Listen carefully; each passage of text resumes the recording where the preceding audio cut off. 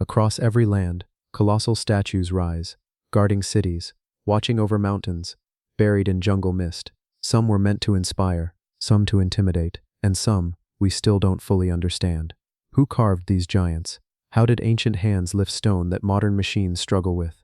And why do so many of these monuments seem older, far older than history dares to admit? This isn't just a story about art or architecture.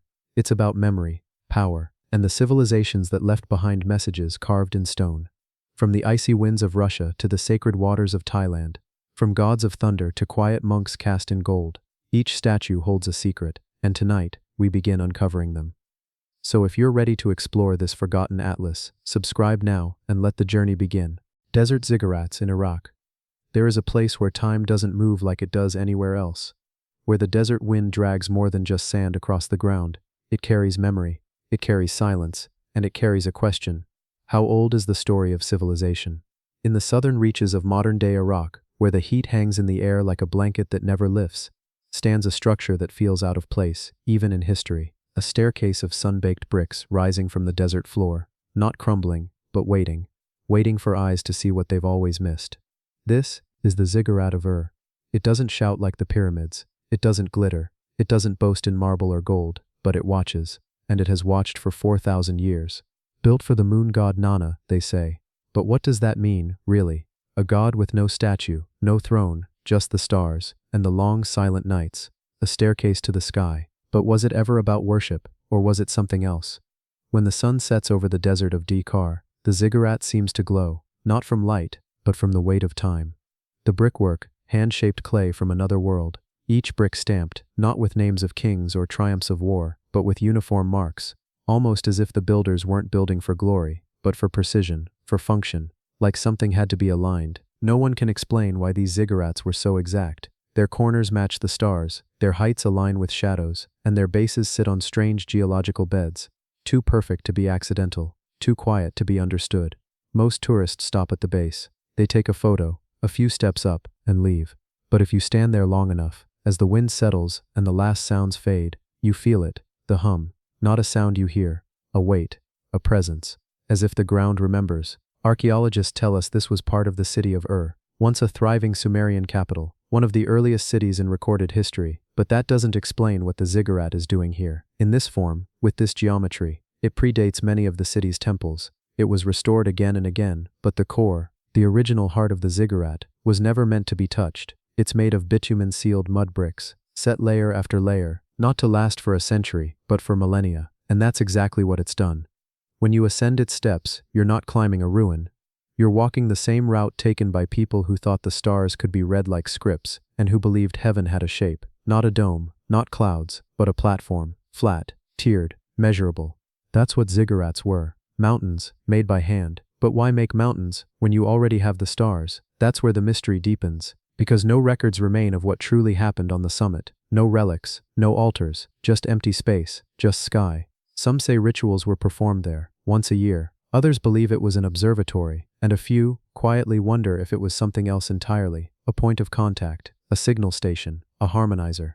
In the 1920s, Sir Leonard Woolley excavated parts of the site. He found tombs nearby, the royal graves of Ur, filled with treasures, gold, lyres, intricate tools, but the ziggurat itself offered nothing. It remained silent. That silence is the loudest part. If you go today, you'll find military fences, caution tape, but step beyond them in your mind, and you'll see it under starlight, just as the Sumerians once did. You might notice the walls aren't quite symmetrical. Some layers are slightly offset, like something was being tuned. And that's when you remember, ziggurats weren't buildings in the way we think of them. They weren't temples, not homes, not towers of pride. They were instruments, instruments that hum when the conditions are right. There's a theory, whispered among fringe scholars, that ziggurats weren't just about worship. They were interfaces, points where the earth and the sky sync, not to summon gods, but to remember them, or maybe to respond. The Sumerians had no word for religion the way we use it. To them the divine was not separate from the physical. Mountains were gods, rivers were gods, stars were stories you could listen to if you had the right place to stand. Maybe that's all the ziggurat ever was, a place to stand still and listen.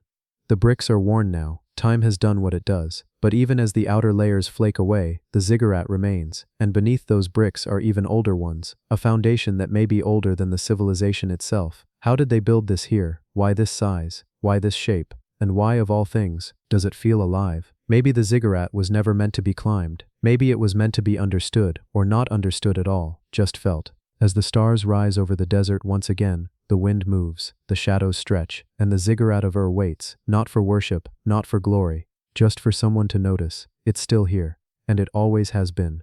Rock-cut churches in Ethiopia. In the cool highlands of Ethiopia, where the air thins and the sky stretches wide and open, a small town holds a story so quiet, most people have never heard it whispered. But if you walk the earth slowly enough, if you stop and press your palm to the ground, you might feel it humming beneath your feet. The town is called Lalibela. At first glance it seems simple. Dusty paths, humble homes, hills that roll gently into one another. But beneath this ordinary surface, something extraordinary waits. Carved not with bricks, not with wood or cement, but from solid rock itself, are 12 churches, entire cathedrals, carved directly into the ground, lowered into the earth, as though the planet gently swallowed them. There are no cranes, no ancient blueprints, no visible scaffolding ever found, just stone, shaped with impossible precision. Some believe it was a miracle. Others say it was genius lost to time. But what's undeniable is this. Lalibela is not ruins. It is a memory in stone, still alive. Let's walk there slowly, in your mind. You approach the first church, and there is nothing towering above you. Instead, there is a hole in the earth, a deep silent shaft, and at the bottom, the shape of a church emerges, fully intact. It is not built on the ground, it is the ground. This is Bet Medan Alem, the house of the Savior of the world. Massive stone pillars rise up from bedrock, standing free but still rooted to the earth below, every angle perfect, every edge worn soft by time. There are windows, doors, steps, all carved from one unbroken mass. Now step through a narrow trench, cut like a canyon. You walk down, deeper, winding left and right. The walls are tall on both sides. You're walking inside stone veins. You reach another church, then another. Each one is different. Each one serves its own silent purpose. Some are square, some are cruciform. Some look like fortresses, others like tombs, but they all share the same impossible fact. None were built. All were revealed. They say King Lalibela was visited by angels in a dream, and in that vision, he saw a new Jerusalem, not in the Holy Land, but here in the heart of Ethiopia. So he ordered the mountains to be carved, to become sacred, to hold prayer within them. According to tradition, human workers carved by day, and at night, the angels took over. That's the myth. But the mystery is, even with thousands of hands, thousands of tools, and years of labor, how did they do this? Archaeologists don't have a full answer. The volcanic tuff here is easier to carve than most rock, but it's still stone, and shaping it into perfect corners, arches, domes, and passageways, all from a single mass, takes more than effort. It takes vision, and it wasn't just about carving the churches. They had to be aligned. The trenches that connect them are deliberate. Some even lead to underground chambers, tombs, or drainage systems. The acoustics inside are flawless. A single chant echoes back as if the rock itself is praying with you. And then there's Bet Georgis, the Church of St. George, arguably the most famous. From above, it's a perfect Greek cross, symmetrical in all directions, carved into a pit, 40 feet deep. Its roof flush with the earth, so from ground level, it's nearly invisible. The more you look at it, the stranger it becomes, not because it's rough, but because it's too perfect. How do you carve a flawless cross shape down into solid stone, with nothing but chisels, in the 12th century? How do you remove thousands of tons of rock, and leave behind only beauty? No mistakes, no second chances. Even now, engineers admit, it would be difficult today. Laser cutting, 3D modeling, advanced equipment, maybe. But here it stands, untouched, unaltered, uncracked, for nearly 900 years. And it was never meant to be flashy. It was never built to impress tourists or to show wealth. These were acts of devotion, sacred offerings to something higher. Walk the tunnels between them. The air cools. You see shadowed doorways leading to nowhere, or perhaps somewhere deeper than we can imagine. You notice the texture of the stone, rough in places, smooth in others. Smooth not by tools, but by hands. By centuries of fingers brushing the same surfaces in prayer. There's a small wooden door, barely taller than a child. Push it open, and inside is a monk, sitting still, wrapped in white cloth, eyes closed. He's been here every day for years. He knows the walls like skin. Ask him how old this place is. He may shrug, because it's not about time here. It's about stillness. Some researchers suggest the churches were placed according to star patterns. Others point out that light shines through key windows only on solstice mornings, that the entire complex could be part of an ancient calendar, or a forgotten spiritual map. But these are theories. What we know is this. Lalibela was made for the soul to descend, not to rise, to go inward, downward, into stone, into silence, into something deeper than understanding. Even today, it's not a museum, it's alive. Every morning, priests chant through the tunnels, Incense burns. Pilgrims remove their shoes and step softly, heads bowed. No loudspeakers, no wires, no electricity, only stone and song. This isn't about religion in the way most people think. It's about reverence. A reverence for earth, for devotion, for what humans can do when they surrender ego and commit fully to creating something sacred. People built empires with armies. Lalibela was built with silence, and in that silence, the churches still speak. They don't ask to be explained. They don't demand attention. They simply wait. Underground, under twilight, under time itself. Lalibela is not a ruin. It's a prayer, carved in stone, that never stopped echoing. Petroglyph fields in Azerbaijan. In a quiet stretch of land between the Caspian Sea and the shadowed ridges of dusty hills, there lies a forgotten desert plain, sunlit by day, windswept by night, and carved with memories. This is Gobistan, not a city, not a ruin, not a monument, but a place where the very rocks have recorded something older than language. You don't arrive here through grand gates or paved roads. You walk slowly, across sand and cracked earth. Small shrubs cling to the land like secrets, and then you see them. Not at first, but as your eyes adjust, you notice faint lines, etched into stone, like whispers hardened over time. These are petroglyphs, more than 6,000 of them, each one carved by hand, with tools made of stone. A forgotten archive, dug not into scrolls or clay, but into the bones of the earth itself. The artists, we don't know their names, we don't know their words, but we know what they saw, because they left it behind. On the flanks of boulders, there are wild animals, bulls with curved horns, horses mid-run, deer frozen in leap. There are boats, long and curved, riding unseen waves. There are people, hunting, dancing, arms raised toward skies we cannot see. These carvings are not random. Some date back 40,000 years, not decades, not centuries, but tens of millennia, before cities, before writing, before any nation we know existed. Yet even then, humans came here, and they carved. Why here? Why these rocks? No one knows for sure. Some say the landscape held spiritual power, a place where earth and sky met in silence. Others say it was a seasonal gathering site, tribes moving through the region, pausing here to mark what mattered most. But what mattered? The hunt. Yes, the animals, of course. But more than that, you notice patterns, symbolic spirals, lines that curve and intersect, eyes with no face, hands without bodies, shapes that don't fit language, but feel intentional. One image appears over and over. Boats, long, narrow, canoe-like boats, etched deeply into rock, their shapes smooth, rhythmic. Some even include human figures, oars in hand, as if rowing across an invisible sea. But here's the mystery. Gobistan is a desert, dry, arid, empty. So why the boats? Could this place once have been flooded? Was the Caspian Sea once so vast that waves reached these hills? Geologists say yes, millennia ago the sea level was higher. But still, these carvings suggest not just a local crossing, they suggest journeys, a people familiar with water, maybe even traders, or wanderers. One researcher suggested something wild, that the Gobistan boats resemble early Nordic petroglyphs. How could that be? Is it coincidence? Or could ancient maritime knowledge have traveled further than we thought? The truth is, we don't know. But that's the beauty of Gobistan. It doesn't offer answers. It asks you to sit with questions. And as you walk the slopes, the air dry and still, you feel that ancient silence, a silence that saw generations come and go. There's a petroglyph of a woman, round-bellied, arms at her sides, a fertility symbol maybe, a mother figure, or simply, a memory of someone loved. Another shows a long line of dancers, tiny, stick-like figures, arms up, bodies leaning left and right. Were they celebrating, calling down rain, mourning? The scenes aren't isolated, they're layered.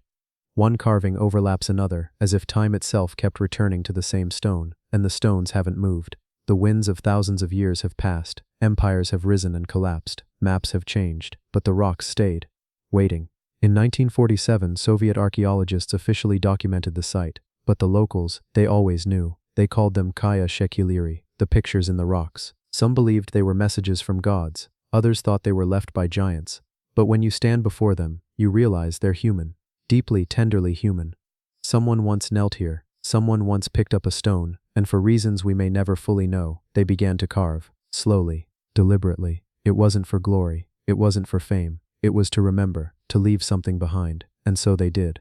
The Gobistan petroglyphs remind us that before we had books, before we had borders or beliefs, or even full words, we had stories, and we told them with what we had. A piece of rock, a steady hand, a quiet mind, and thousands of years later, those stories are still here, still etched, still waiting, still whispering.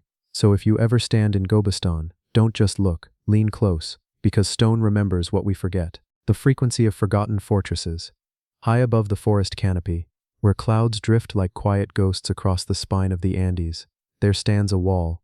But not a wall like we know it. This wall is ancient, unyielding, massive, and almost entirely forgotten. This is Kualap, a fortress that wasn't meant to intimidate, but to endure. You don't arrive here quickly. There are no highways, no buzzing cities nearby, only winding paths, mist-covered switchbacks, and the long, breathless quiet of high-altitude silence. And then, it appears.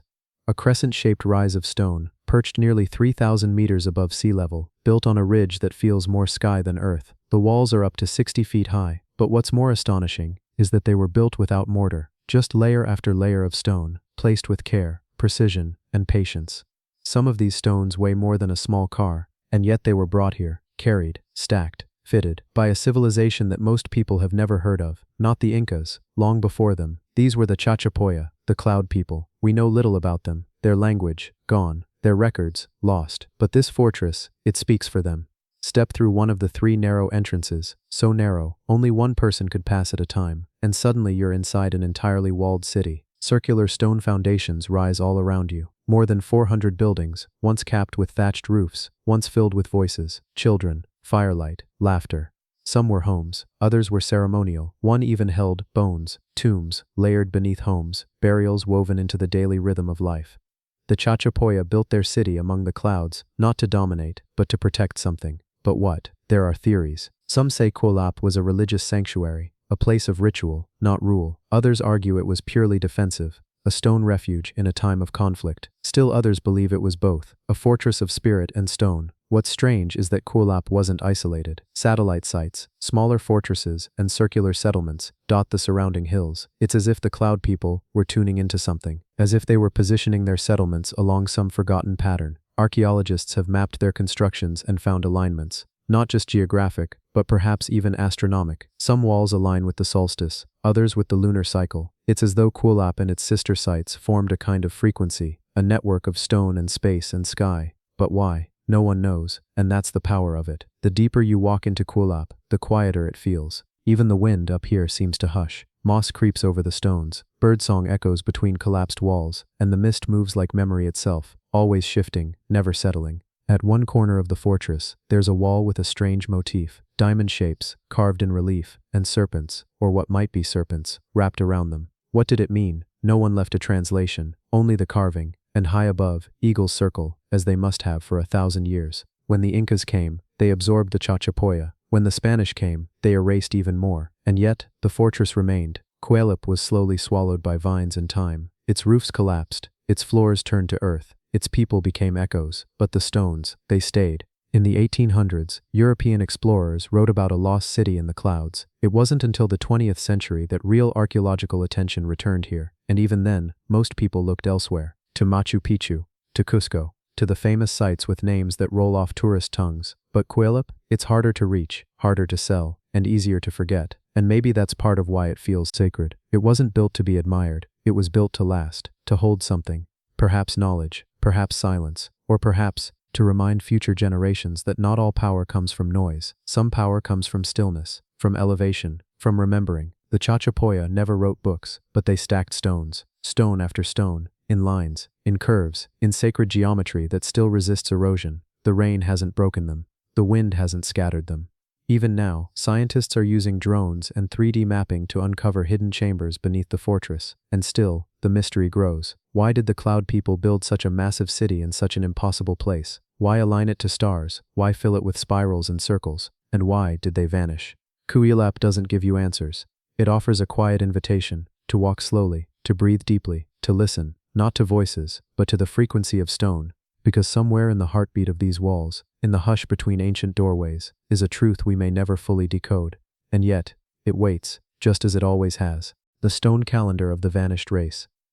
Deep in the Guatemalan jungle, where vines slither like quiet serpents across ruined stone, where howler monkeys echo across the trees like the voices of forgotten gods, there stands something so enormous, so deliberate, and yet so strangely out of place, that many visitors don't notice it until they're right beside it. Not a pyramid, not a palace, but a stone monolith, carved, raised, and left standing like a frozen thunderclap in time. This is Quirigua. a place so overlooked that for centuries it was barely more than a footnote in Mayan history.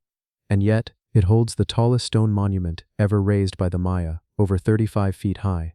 And it's not alone. Here, amid the mossy plazas and sun-drenched pathways, are stela, giant slabs of sandstone, carved in intricate, almost hypnotic glyphs. And what they tell is not just a story, but a calendar, a timeline, a mystery. Each of these monoliths, these stelad, is a chapter. Together they form a stone calendar, not of days, but of epochs. But who was it for? Not tourists, not priests, not even kings. Some scholars believe these stones were messages, but to whom? That's what we're here to explore. Let's walk back, not just in years, but in cycles. In the world of the Maya, time wasn't linear. It moved in loops. Great cycles called backtunes, each one spanning thousands of years, measured, calculated, remembered. But why go to such lengths to track time so precisely? And why inscribe that knowledge onto such impossibly heavy stone? The stones at Quirigua weren't easy to carve. They weren't even easy to move. Many were transported from quarries 5 kilometers away, without the wheel, without draft animals, just human hands, ropes, and determination. They weigh up to 65 tons, and yet here they are, still standing, still whispering. When researchers finally translated some of the glyphs, they were stunned. These weren't just commemorative inscriptions. They recorded celestial alignments, solar patterns, lunar eclipses, movements of Venus, and dates that stretch thousands of years before the city was even built. How could they have known? Who recorded time that far back? Some stelae seem to reference events from the beginning of the world, as if this city, or someone within it, was trying to mark time not from now, but from before memory itself. The Maya believed we were living in the fourth creation, that 3 worlds came before ours, each destroyed in cosmic events, and they tracked the exact dates when those worlds ended, and this one began. Could these monuments be reminders? Stone anchors, for civilizations that came before even them? What's even more baffling is that Quirigua was never a major population center. It didn't have massive temples like Tikal. It didn't rule over vast armies, yet it produced the most monumental sculptures in the entire Maya world. Why? Some say it was a sacred site, chosen not for power, but for alignment. Archaeologists have found that some stelae point to solar zeniths, moments when the sun is directly overhead. Others line up with the rising of key stars. It's as if Quirigua wasn't built to be lived in, but to be watched from. A cosmic observatory, a stone calendar, a message to time itself. And then, just as mysteriously as it rose, Quirigua fell silent. No signs of war, no signs of fire, no sudden collapse. It just stopped. The stelae remained, the jungle returned, and the message, unfinished, or perhaps only half read. Even today, many glyphs remain untranslated. We can see the symbols, we know they mean something, but no one alive can read them completely. Like a book in a language we once knew, but now only dream in. Some stelae depict rulers in elaborate dress, headdresses that seem to mimic stars, faces that blend with animal spirits, jaguars, birds, serpents. Others show full calendars, cycles upon cycles, predictions maybe. Did they see what was coming? Were they trying to warn or remember? In 2012, Quirigua briefly returned to the spotlight. Some thought it predicted the end of the world, but that wasn't the Maya message. Their calendar didn't end, it reset. A new backtune, a new cycle, a new chance. So perhaps these stelae, these towering stones in the jungle, aren't monuments to death or doom. Maybe they're monuments to continuity, to what survives even when memory fades, to what we still build, still wonder about, still seek, even in the quietest corners of the earth. Because standing before a 35-foot slab of carved stone, surrounded by trees and time, you feel something. Not fear, not confusion, but a kind of stillness, a hum. As if the stone itself is ticking, still counting, still waiting, and still very much alive. The runes of the Earth's engineers. In the quiet center of ancient Anatolia, far from the tourist routes and cities, there is a place almost too silent to be real.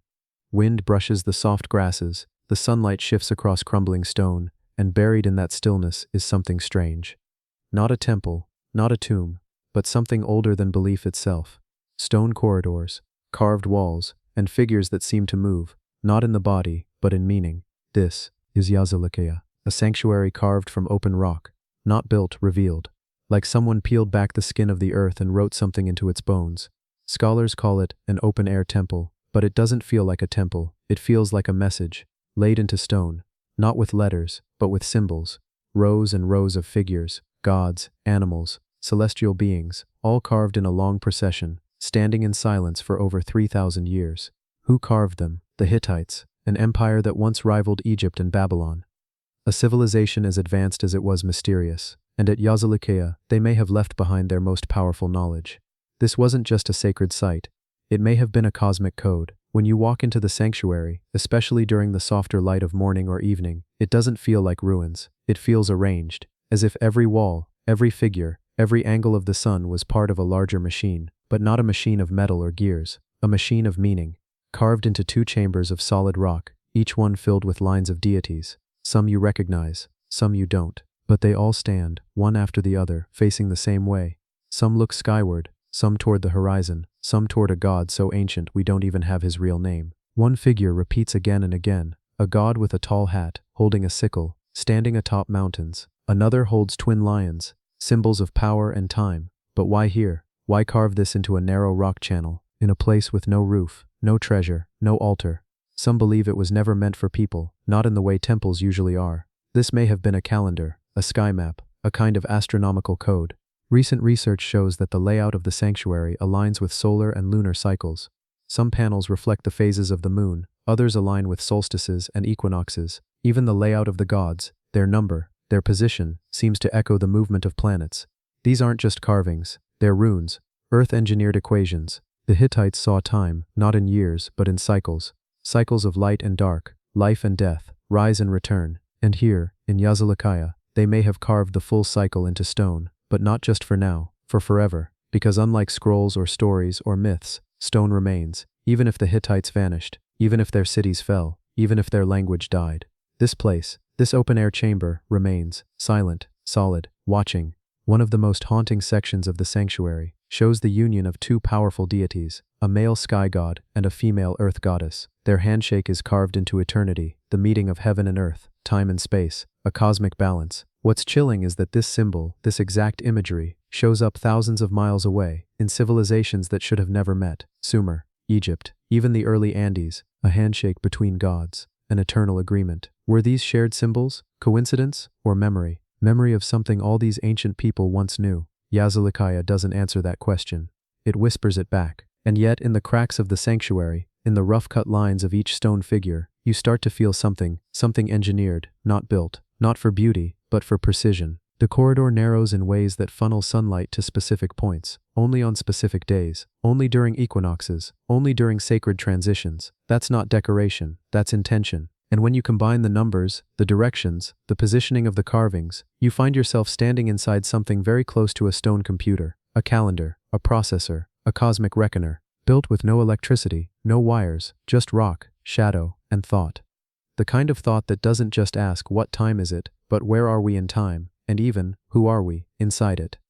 No records explain exactly how this sanctuary was used. There are no ancient scrolls that describe the rituals, no ancient diaries of priests or engineers, only the stone, only the carvings, and they remain untouched. Because even now, 3,000 years later, no one dares erase them. We still don't fully know what they mean. Some say they're a map of the underworld, others say they're an instruction manual for something we've forgotten, and a few wonder if the sanctuary is not just a place for looking up at the stars, but for looking back. Back at the ones who came before even the Hittites, the real earth engineers who used stone not to build cities, but to preserve memory. And when you leave Yazilikaya, when you step back out into the open hills of Turkey, everything feels quieter, like something is still running behind the surface of the earth. A system that never turned off, still counting days, still marking stars, still waiting to be read. The sacred stones of the unwritten past. There's a part of Costa Rica, deep in the south, where the jungle almost swallows history. Vines creep over abandoned trails, birds call through the humid silence, and the past seems to hum under the soil. It's not loud, not obvious. You have to know where to look.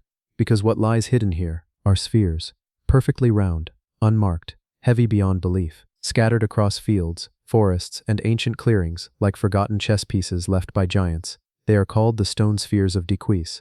Some are as small as a coconut, others as wide as a car, but all of them are shaped with a precision that shouldn't be possible, especially not thousands of years ago. There are over 300 of them that we know of, each one carved out of solid stone, but no one knows why. There are no records, no carvings, no inscriptions, just stone, just silence. Archaeologists say the people who made them belong to a vanished civilization, now simply called the Dequisse culture. They lived here long before Europeans ever set foot in Central America, and then they disappeared. But they left behind these mysterious orbs, and they're not just impressive, they're impossible. Because even with today's tools, shaping a rock into a perfect sphere, without flaws, cracks, or uneven spots, is a task that takes time, math, and machines. And yet, these ancient craftsmen, with no wheels, no metal tools, and no written language, did it, over and over again, hundreds of times. The locals call them las bolas, the balls, but they're more than just that. They've been found aligned with ancient structures, grouped in strange patterns. Some form straight lines that point to the rising sun during solstices. Others match celestial coordinates. It's as if someone was trying to leave behind a map, but not one drawn in ink or etched in clay. A map made of shapes.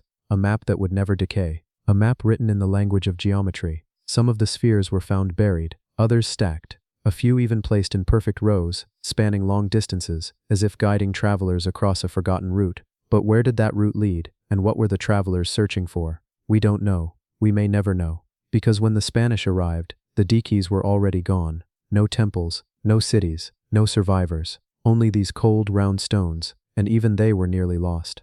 When the banana plantations moved in during the 20th century, many of the spheres were uncovered by bulldozers and tractors. Workers tried to move them. Some blew them up, hoping to find gold inside. But there was nothing. Just stone. Silent, perfect stone. And in their silence lies the mystery. Why would an ancient people spend generations shaping spheres that serve no obvious purpose? They weren't used as weapons. They don't form walls. They're too heavy to move easily. They weren't decorative. So why? Some theories say they represent planets, a stone model of the heavens. Others believe they were markers for sacred land, boundaries of a now forgotten spiritual zone, and some say they weren't made by the Dikis at all, but left by an even older civilization. One that vanished so completely, it left behind no name, only shapes. Spheres are not common in nature. They suggest design, purpose, and when you find hundreds of them, each carved from separate stone, scattered across miles, you begin to wonder if they were part of something much larger, a machine, a code, or perhaps a language, not of words, but of forms, the kind of language that outlives storms, that survives jungle routes, that doesn't need to be translated, because it speaks to something deeper, something we've maybe forgotten how to hear. Locals sometimes say the spheres have energy,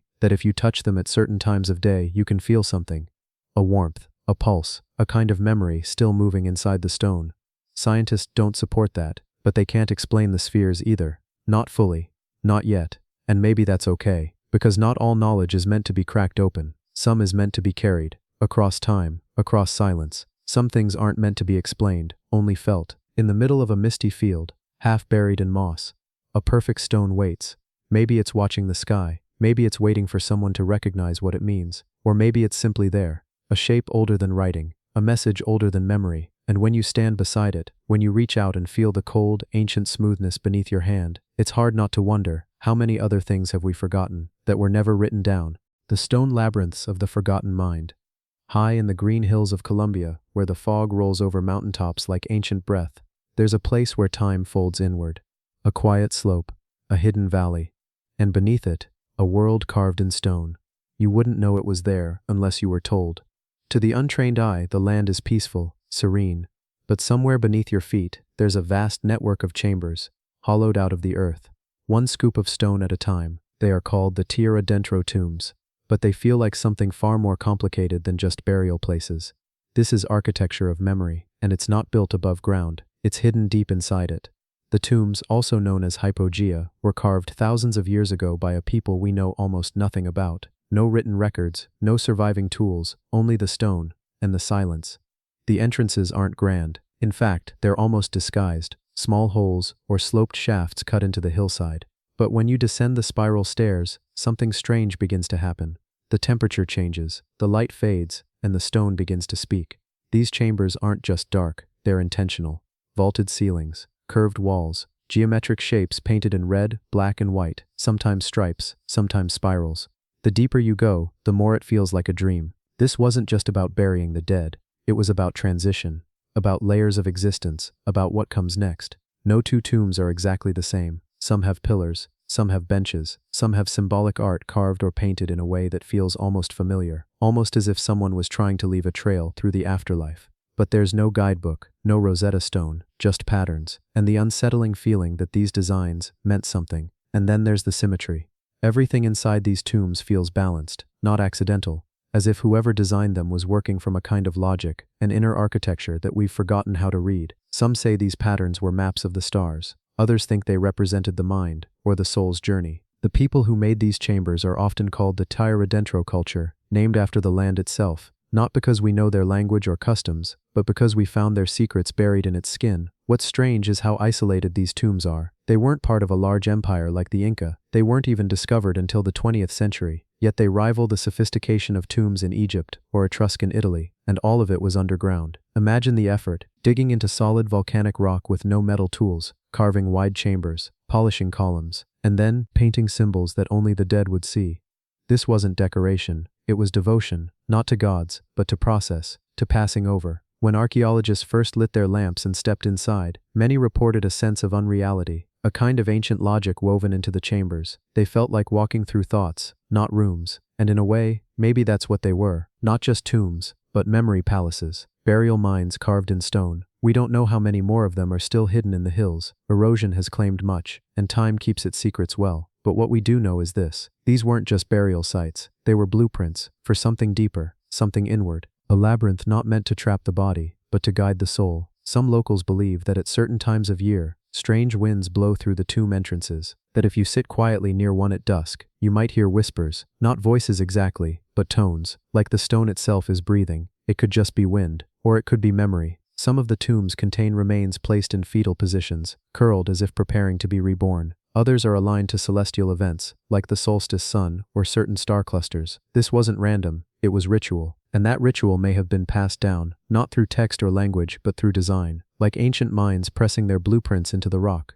so the next soul could find its way, down, through, and out the other side. That's what the Tierra Dentro tombs might really be. Not graves, but gateways. Not endings, but diagrams of what we used to believe came after. And perhaps in carving these labyrinths, these forgotten people weren't just honoring the dead, they were trying to remember themselves. Stone, after all, forgets nothing, and in the cool stillness of those buried chambers, some part of them still lingers, waiting, quietly, for us to remember what they never said aloud. The stone altars of the equatorial kings. In the highlands of southern Ecuador, the wind moves in a particular way. It doesn't rush or howl, it drifts, soft, as if carrying whispers from a time long before the maps were drawn. Here, cradled by the Andes, sits a ruin few people outside of the region have heard of. A place not built for crowds, not carved to impress emperors, but instead, designed with something subtler in mind.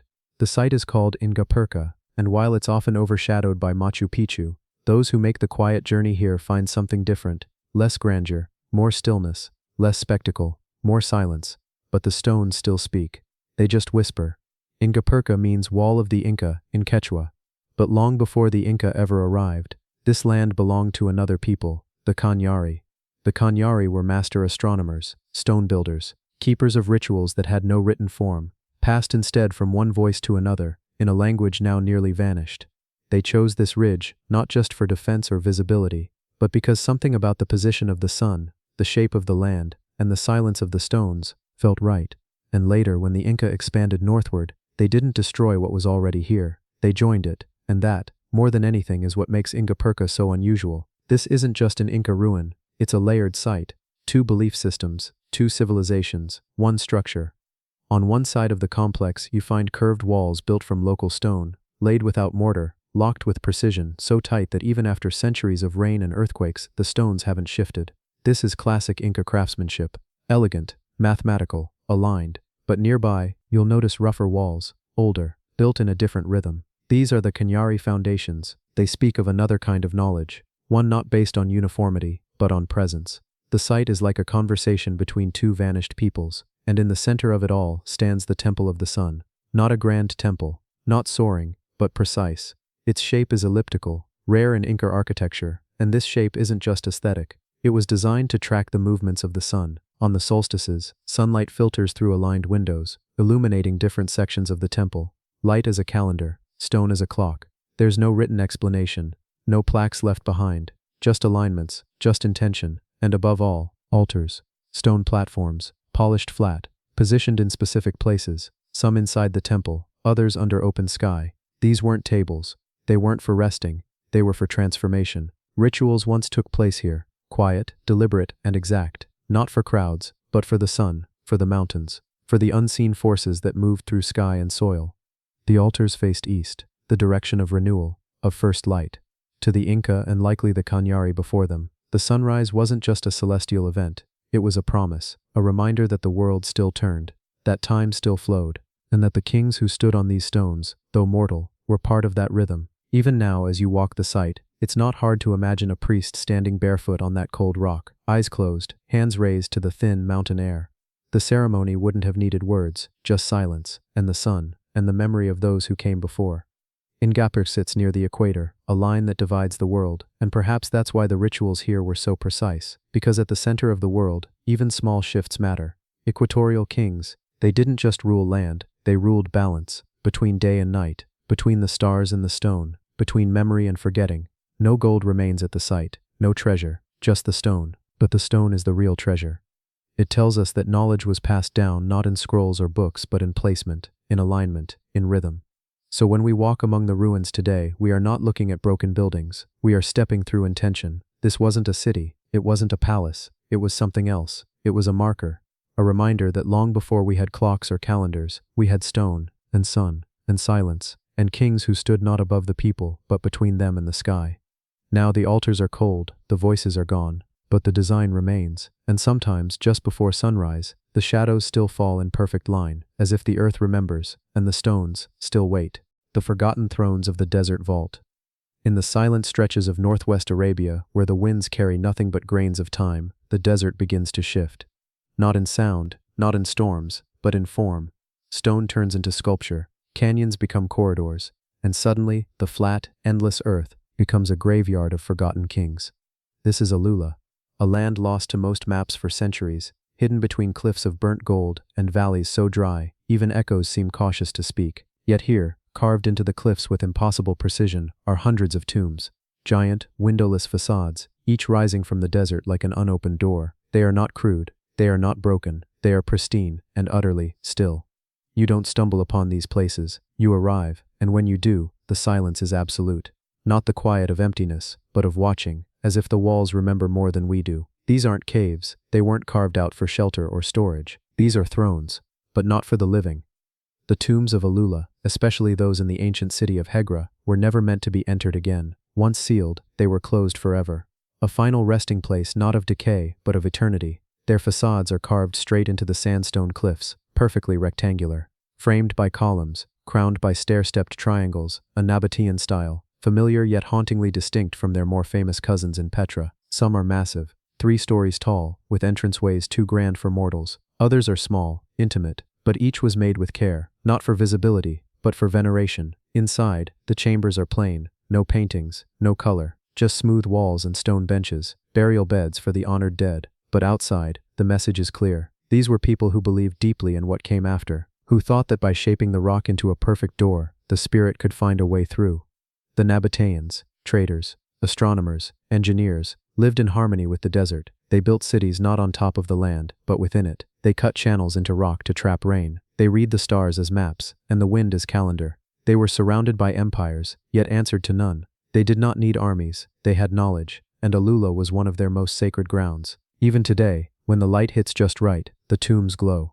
Not brightly, but with a kind of internal fire, as if the sandstone remembers sunlight that no longer shines. There are over 100 tombs here. Each belongs to a name we no longer speak, a family line that has vanished, a dynasty, erased by silence and sand, and yet their homes remain, because the desert preserves what it respects. Unlike wood or bone, stone does not rot, it just waits. You might walk past a tomb and not even realize it was carved by human hands. The design is so clean, it feels like it always belonged. But look closer, and you'll find inscriptions, in Nabatean script, some faint, some still sharp, names, dates, curses against those who dare disturb the dead. One inscription reads simply, "This tomb belongs to Kamkan, daughter of Wabu. May her name be remembered." And here's the haunting part. It is. Thousands of years later, in the middle of nowhere, her name still whispers across the wall, and in that whisper is a kind of victory. We don't know what these people believed about the afterlife, not in great detail, but we know they built for it. That death was not an end, but a passage, a continuation. That these massive carved tombs weren't just graves, they were thrones from which the dead could still watch the stars. The ancient city of Hegra was once bustling. It had markets, altars, watchtowers, wells that never ran dry, but it disappeared. Not through war, not through fire, but through forgetting. And that's maybe the quiet tragedy of Alula. That a civilization so precise, so patient, so in tune with land and sky, could simply fade, until only the rocks remained. Today, Alula is being rediscovered, carefully, respectfully, but there's a part of it that should remain untouched. Because the power of this place doesn't lie in excavation or explanation, it lies in the way the tombs sit, still, silent, waiting, not for answers, but for remembrance. And perhaps that's all they were ever meant for. Not to reveal secrets, but to say, we were here, we lived, we honored, we prepared, and even if you forget our names, stone remembers. The sacred geometry of the Fire Plateau. In the center of the Anatolian Plateau, where the wind speaks softly across stone valleys, there is a place where lions once guarded the threshold to a vanished world. Hattusa. The very name feels heavy, not because it is well known, but because it should be. This was once the capital of the Hittite Empire, an empire older than Rome, older than the legends of Greece, and in many ways more mysterious. What remains now is not grandeur, but geometry. Cut into stone, aligned with stars, planned with something deeper than architecture, something that feels almost like code. But there are no screens here, no glowing devices, only stone, worn by centuries of sun, frost, and silence. At the Lion Gate, two massive figures still stand. They are lions in form, but their faces are strange, worn smooth by wind and time. Some say they were protectors, others say they were watchers, silently marking the edge between what was human and what wasn't. You step through that gate, and the ground doesn't just change. The feeling does. This isn't just a city of ruins, it's a blueprint, a memory, etched in rock. Walk a little farther, and the stones begin to speak, not in sound, but in arrangement. Massive walls, some over 30 feet thick, stretch in deliberate lines. They follow curves that match the movement of the sun. Their intersections mirror celestial alignments, constellations frozen into foundation. Why? No one truly knows. What we do know is that geometry ruled Hattusa, not for beauty, but for meaning. Temples here weren't just built, they were calculated. Every room's proportions, every corridor's length, seemed to reflect astronomical truths. Some believe they were trying to mimic the heavens, others think they were trying to control them. Deeper inside the ruins lies a structure often overlooked, the Great Temple. Once filled with statues, rituals, and sound, now only its layout remains. But that layout matches certain mathematical principles known today as sacred geometry, a concept that links form, frequency, and energy. And yet this knowledge supposedly came much later. How did they know? These questions only grow sharper in the Yazilikaya sanctuary, a short walk from the city's heart. Here figures are carved into stone walls in a long processional line. Gods, goddesses, and what some believe to be hybrids, not Egyptian, not Sumerian, but something uniquely Hittite. One chamber, Chamber A, shows 37 male deities, each carved with care, with expression, but Chamber B is different, more secretive. Here the carvings are tucked deep in the rock, and some believe it marks a calendar of eclipses. Others see a portal, not in a mystical sense, but a window into how ancient people measured time and power through stone. It wasn't just spirituality, it was data, in stone form, and that's what makes Hattusa so unsettling. Its intelligence, its quiet logic, its sense of something larger than a city. It's as if every wall, every angle was meant to say something, but we've lost the key to understand it. When archaeologists began to excavate the site in the early 20th century, they uncovered thousands of cuneiform tablets. Inside were treaties, prayers, laws, some of the earliest international diplomacy ever discovered. One tablet records a peace treaty with ancient Egypt, sealed with respect. And yet, less than a century later, the Hittites vanished. No grand war, no recorded catastrophe, just disappearance, like the city itself had been unplugged from history. Now, the sun sets behind the Lion Gate each evening, casting long shadows down the stone path once taken by kings. Tourists walk here now, but few understand what they're walking through. Not just a ruin, but an intelligence preserved in stone. This is the geometry of a forgotten mind. Not mystical, not magical, but structured, precise, and far older than it should be. And when you leave, when you walk back through the Lion Gate, you may feel something shift, as if you've exited not just a city, but a different way of thinking. One carved directly into the bones of the earth. The silent giant of the valley. In a quiet valley nestled deep within Henan province, where the seasons move slowly and the wind carries centuries of forgotten chants, stands something so massive, so still, that it almost disappears into the surrounding hills. The Spring Temple Buddha. At first, it's hard to process. You see it in photographs. You read about its height, 128 meters, or 420 feet, and it doesn't quite land.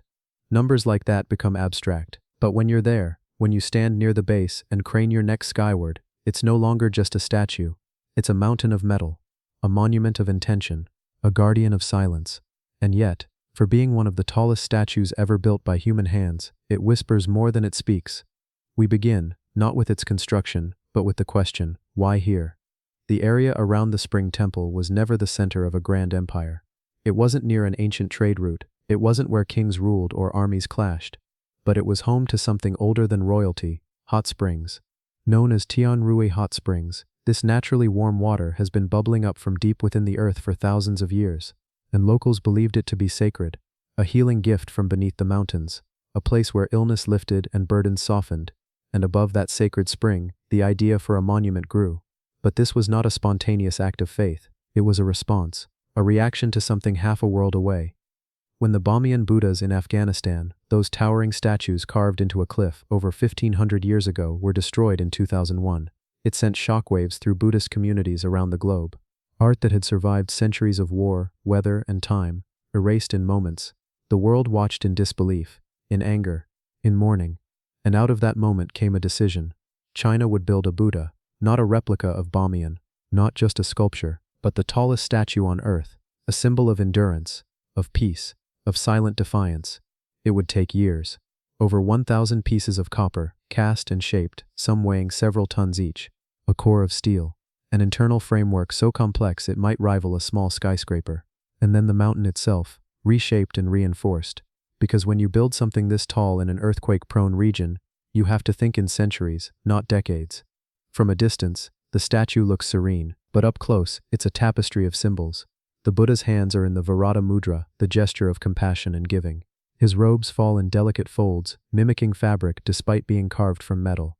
The lotus beneath him is layered and massive. Just the base before you even reach his feet adds over 20 meters to the structure, and beneath even that lies the monastery, the halls, the temples, a layered world below the giant. People visit in silence, buses park at a respectful distance. You ascend slowly, often in heat or wind, feeling the statue grow above you. By the time you're standing near his toes, the world below feels distant, but something happens here that doesn't always get mentioned. It's quiet, even with crowds, even with movement. The sound here seems to fall away. The valley absorbs it. The Buddha doesn't speak, but you feel the pressure of presence, as if the mountain itself has exhaled, and you're standing inside that breath. Some visitors bring offerings. Others bring questions. A few just come to see what a 108-meter statue looks like. But almost all leave with the same impression. This isn't just a monument. It's an experience of scale, not just in size, but in time. A reminder that what we build, and why we build it, outlasts our names. But there's another layer to this place, one that's not always visible. The statue was finished in 2008. At the time, it was the tallest in the world. Since then, others have been proposed, even built. But this one still holds a unique space. It wasn't constructed just for tourism, nor purely for religious reasons. It was a message, a spiritual reply to destruction, a prayer in metal, and it sits, not in a bustling capital, not surrounded by modern glass towers, but in a rural, almost forgotten part of China. You won't see it from a major highway. You won't pass it on your way to something else. You have to intend to go here. You have to decide to meet it. That too is part of its power. There are rumors that the original vision was even taller, that plans once existed to raise the base further, to add a temple tower below, to extend its total height beyond 200 meters. Some say those plans were scrapped due to cost. Others whisper it was out of humility. After all, how tall should a Buddha truly be? In Buddhist teachings, size isn't power. Emptiness is. Detachment. Stillness. The very act of making something this immense could be seen as paradoxical, but perhaps that's the point. This statue stands because another one fell. It rises, not in arrogance but as a quiet statement that beauty can be rebuilt, that reverence is not erased by violence, that silence, even when forged in copper, can still speak. And as the sun sets behind the hills and the light strikes the Buddha's face, you see something strange. It doesn't glow, it absorbs. It holds the fading warmth like a memory, and for a moment, just a moment, you understand why this valley was chosen. Because some giants aren't meant to walk, they're meant to stand. And remember, the sentinel beside the Narmada. At the edge of the Narmada River, where the water winds through the dusty heart of Gujarat, a colossal figure rises from the valley floor. He doesn't move, he doesn't speak, but he watches, and he remembers. This is the Statue of Unity, twice the height of the Statue of Liberty, so tall that its head disappears into clouds during the monsoon. So silent, yet standing for an idea louder than thunder. Unity. Resolve. the strength of one man, and the dream of a nation. But here, we're not rushing to headlines. We're going slowly, letting the scale of this giant settle around us. It doesn't begin with bronze or steel. It begins with a man walking through India's villages, barefoot, in silence. Sardar Vallabhbhai Patel. He wasn't a king, not a general. He didn't build palaces. He built consensus. In the chaotic days after independence in 1947, India was fractured into over 500 princely states, each with its own flag, its own army, its own rules. The British had left, but the puzzle remained unsolved, and it was Patel who solved it. Not by force, but by persuasion, by vision, by sheer will. Piece by piece, state by state, he stitched India together. While others gave speeches, Patel made phone calls. While others held parades, Patel signed documents. Quiet work, foundational work, unseen but unshakable. So decades later, when the idea came to honor him, not just in words but in steel and stone, the nation responded. A statue, but not just any statue, the largest ever built, a man of unity, honored with scale.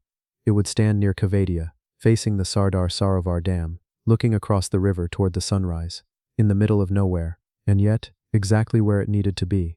The land was cleared. Soil from across all 28 states of India was brought in. Farmers, school children, families, everyone sent a handful. Symbolically, the nation would stand beneath Patel. The unity he forged would be buried in the foundation. Then came the metal. Hundreds of engineers, thousands of workers, 25,000 metric tons of steel, panels of bronze, shaped with care, cast in China, assembled in India. The legs, tall enough to fit a 10-story building inside. The sandals, each larger than a bus. And inside, a museum, a viewing gallery, elevators tucked into ribs and hips.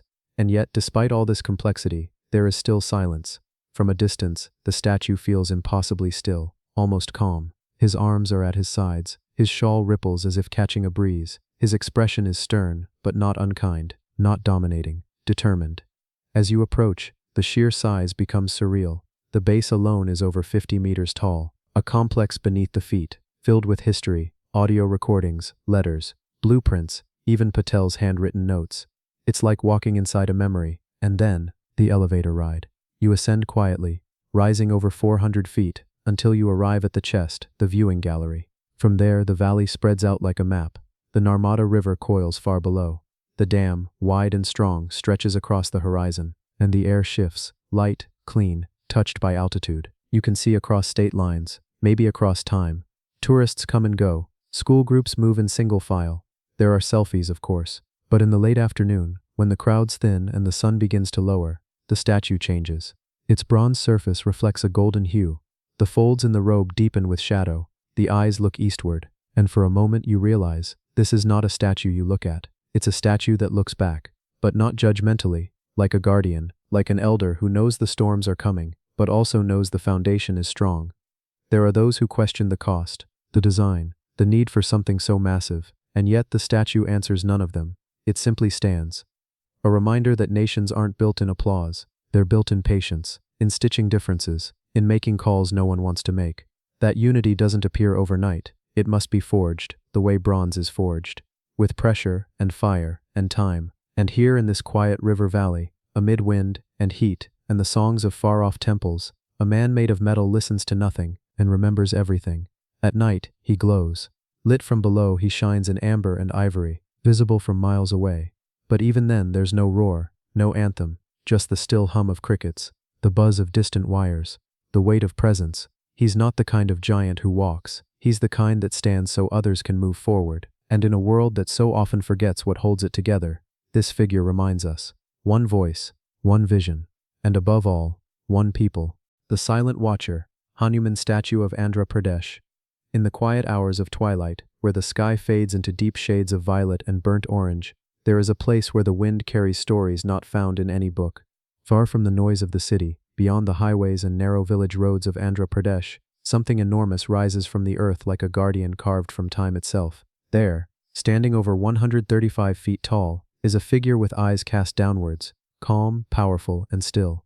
It is not just a statue, it is a memory forged in stone, a monument that feels less built and more revealed, like it was waiting beneath the earth for centuries, only to be uncovered when the world was ready to remember what strength and devotion truly meant. This is the Hanuman statue in Paratala, and it doesn't just dominate the skyline, it watches it. And from the moment you stand in its shadow, something shifts. You don't look at it the way you look at a monument or a photo. You look at it the way you look at a mountain or the ocean, something bigger than time, something outside of words. But why was it built here? Why so tall? Why now? And what deeper silence lives within that stony gaze?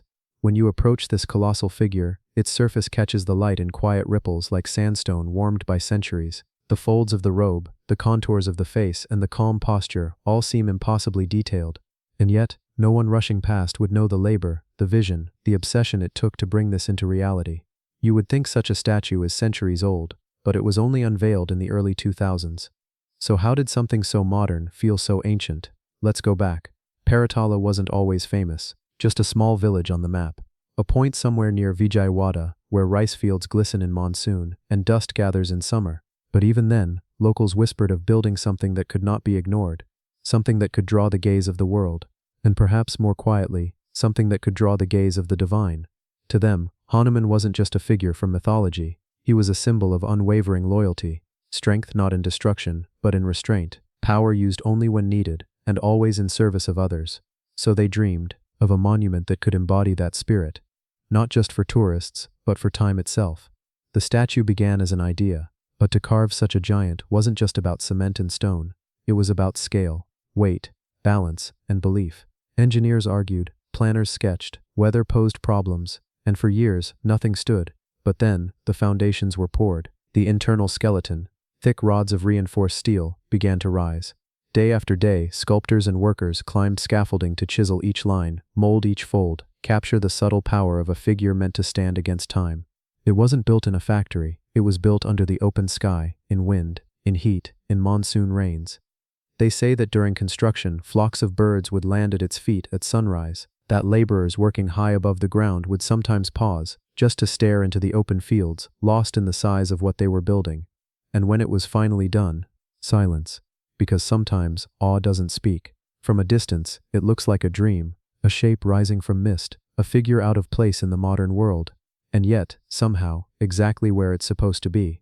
Tourists do come, they take photos. Some bow, some leave offerings. But many just sit, quietly, as if waiting for something. Perhaps waiting for a feeling that can't be explained. Because the Hanuman statue isn't just seen, it's felt.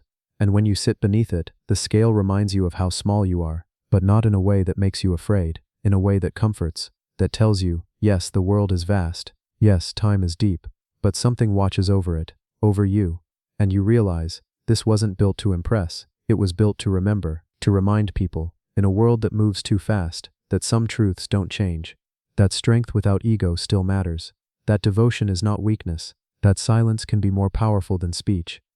At dusk, when the birds return to roost and the sky turns to bruised violet again, the statue glows faintly in the last light, and for a moment, if you're standing there, everything stops. Not the wind, not the world, but your thoughts. They settle, you breathe slower, and the stories carved into stone speak without sound. Maybe that's what it was built for, all along. Not to be seen, but to be remembered. A monument to what we've forgotten, and a gentle reminder that stillness is not emptiness. It is strength in its quietest form. The outstretched silence. Christ the Redeemer, Brazil. High above the city where forested hills melt into endless coastlines, where the Atlantic winds move through favelas and the sea sings against the cliffs, there is a figure that stands in permanent embrace. At the top of Corcovado Mountain, in Rio de Janeiro, Brazil, as the sun begins to rise and touch the sleeping city below, a pair of arms stretch outward, not to command, not to claim, but to receive. This is Christ the Redeemer. Not just a statue, not just a landmark, but something quieter, something older than its age, something that feels like it was always there, even before it was carved. In the early morning light, the statue appears less like concrete and more like cloud. It doesn't shine, it hovers, surrounded often by mist, by sea breeze, by stillness. And if you listen carefully, the mountain itself seems to hum under its weight. It's massive, over 98 feet tall, with arms stretching 92 feet wide. But standing beneath it, you don't feel overwhelmed, you feel held, as if its silence absorbs the noise of the world below. But why here? Why on this peak? And how did something this immense, this impossibly precise, come to rest atop a mountain that was never meant to bear such weight? To answer that, we have to go back. In the early 1920s, Brazil was changing, quickly. The monarchy had long fallen, the cities were swelling, and a spiritual tension hung in the air, not spoken, but deeply felt. Some feared that Brazil's identity was slipping away, that something sacred might be forgotten in the rush to modernize. And so the idea was born, to create a statue that could be seen from every direction, a figure above the city, not watching, but welcoming, not declaring power, but offering peace. Not from a palace, but from a mountain. The chosen spot was Corcovado, a name that means hunchback for its curved peak. But building anything up there, let alone a 30-meter statue, was close to madness. The terrain was steep, the weather unpredictable, and the materials, they couldn't be made on site. Everything had to be carried up, bit by bit. Reinforced concrete would form the structure, but the outer layer? Soapstone. Chosen not just for its beauty, but its ability to resist time, rain, heat, and the corrosive salt carried by ocean winds. Hundreds of workers made the daily climb, through fog, through storms, through blazing heat. Some carried tools, others, stone, and every single detail from fingertip to robe fold was designed, sketched, and sculpted with the kind of patience rarely found in today's world. Years passed, and finally, in 1931, the figure was unveiled. There were no fireworks, no fanfare, just a sunrise, and a city that woke to find something new, yet somehow ancient, standing above it. Since then, Christ the Redeemer has watched over Rio through decades of change. Political unrest, festivals, global games, and quiet nights. But it never moves, never speaks, never fades, because it doesn't need to. Its power isn't in what it does, it's in what it doesn't do. It doesn't judge, it doesn't close its arms. It simply stands, open, always. Even when clouds roll in and hide the figure from view, people still climb the mountain. They know it's there, and when the mist clears, for just a few seconds, it feels like the sky itself is parting, revealing something eternal. Tourists snap photos, of course, but many, more than you'd expect, just sit, quietly, on stone benches, on grass, on the edge of steps, as if the noise they carried with them couldn't make it this high, as if the higher they climb, the less they need to say. And maybe that's the point, because Christ the Redeemer isn't a statue about answers. It's about presence, about choosing to stand still, in a world that rushes past, about arms that never close, even when no one is looking.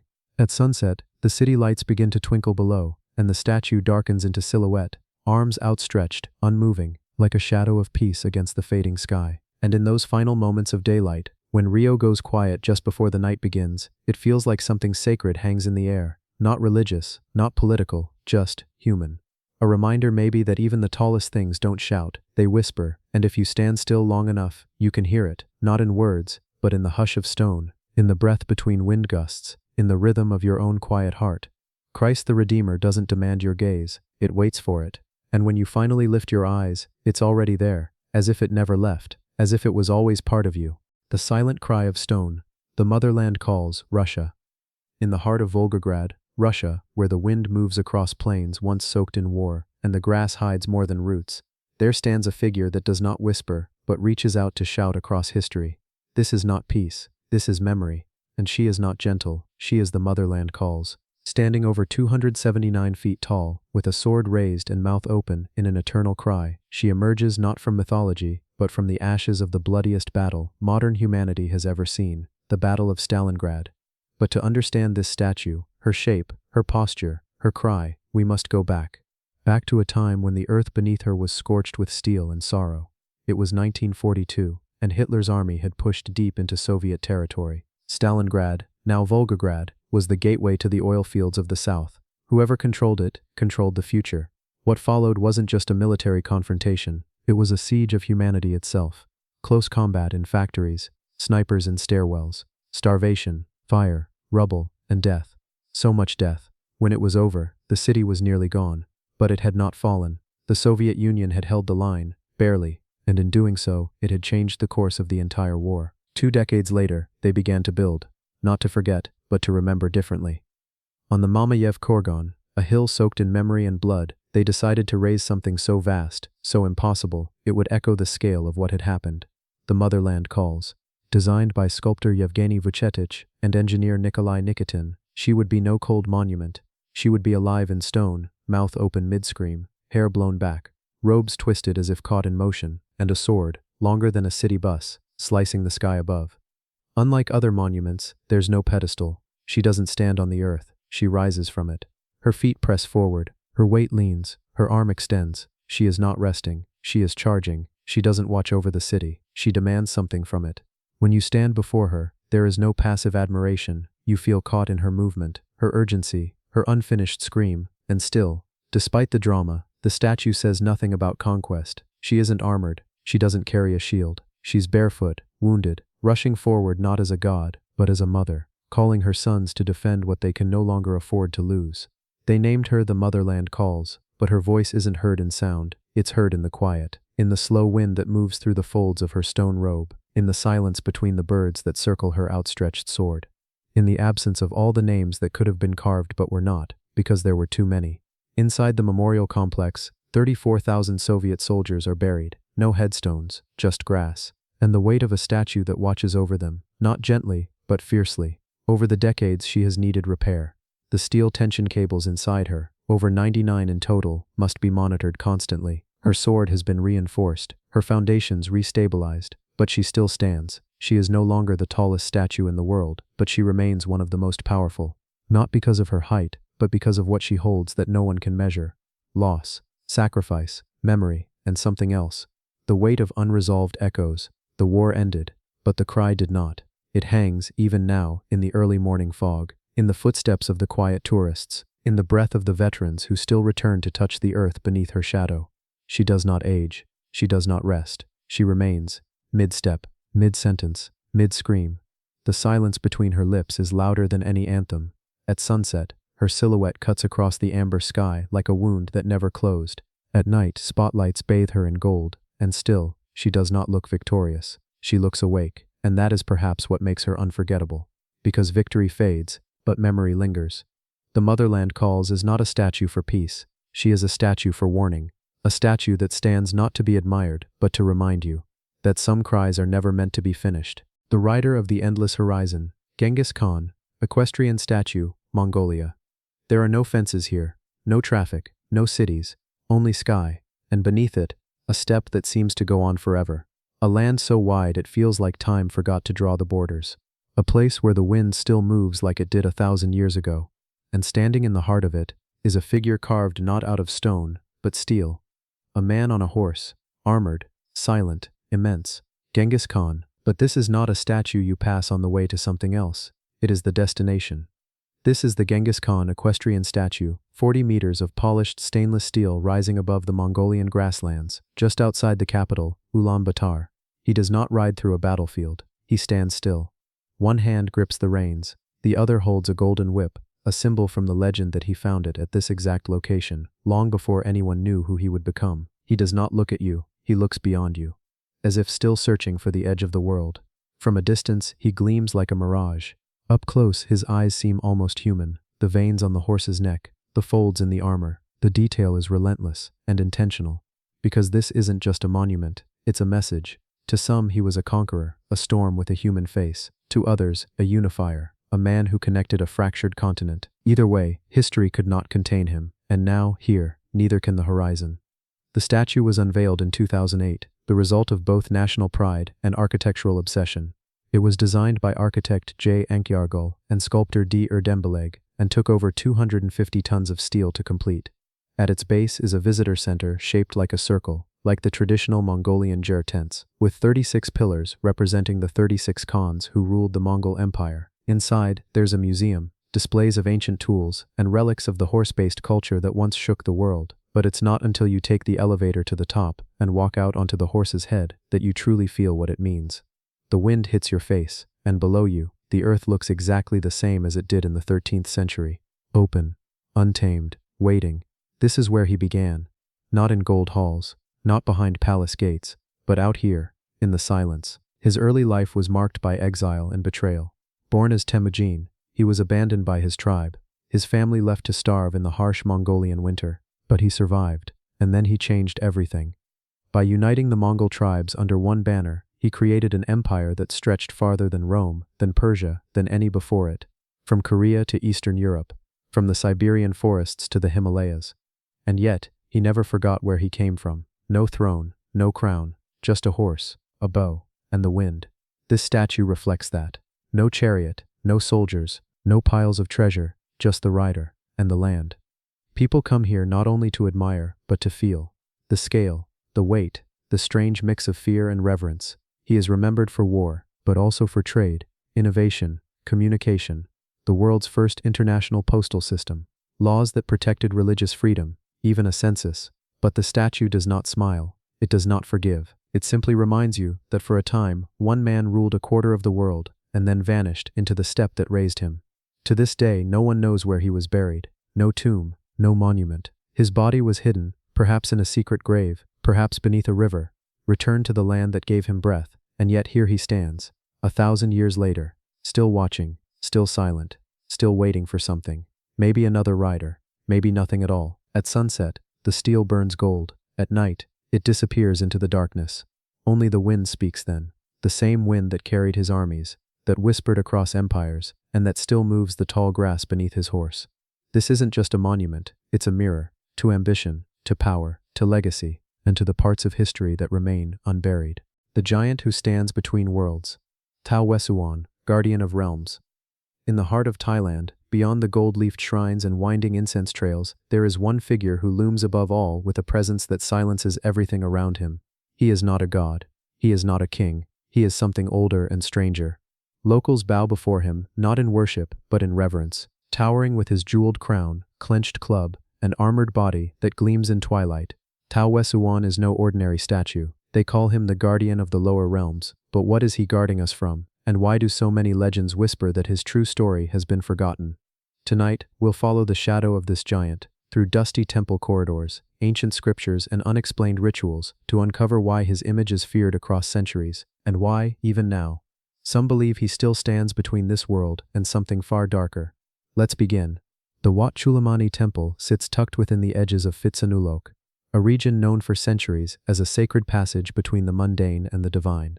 People don't just visit this place to offer prayers or to find peace. Many come because something strange has happened to them. Illness with no diagnosis, shadows in their homes, nightmares that leave marks on their skin. They don't go to hospitals first, they come here, to stand before Tao Wesuan. Locals say his eyes change depending on who's standing before him. And his staff, once seen as just a weapon, is believed by monks to be a device for binding. Not for striking. Binding what? They never say it aloud. Instead, they gesture downwards, to the earth, to what lies below it. The mythology surrounding Tao Wesuan stretches back through both Hindu and Buddhist traditions. In Sanskrit, he is known as Kubera, the Lord of Wealth, and the guardian of the northern direction. But in Southeast Asia, the transformation is more ominous. He's no longer just the deity of abundance.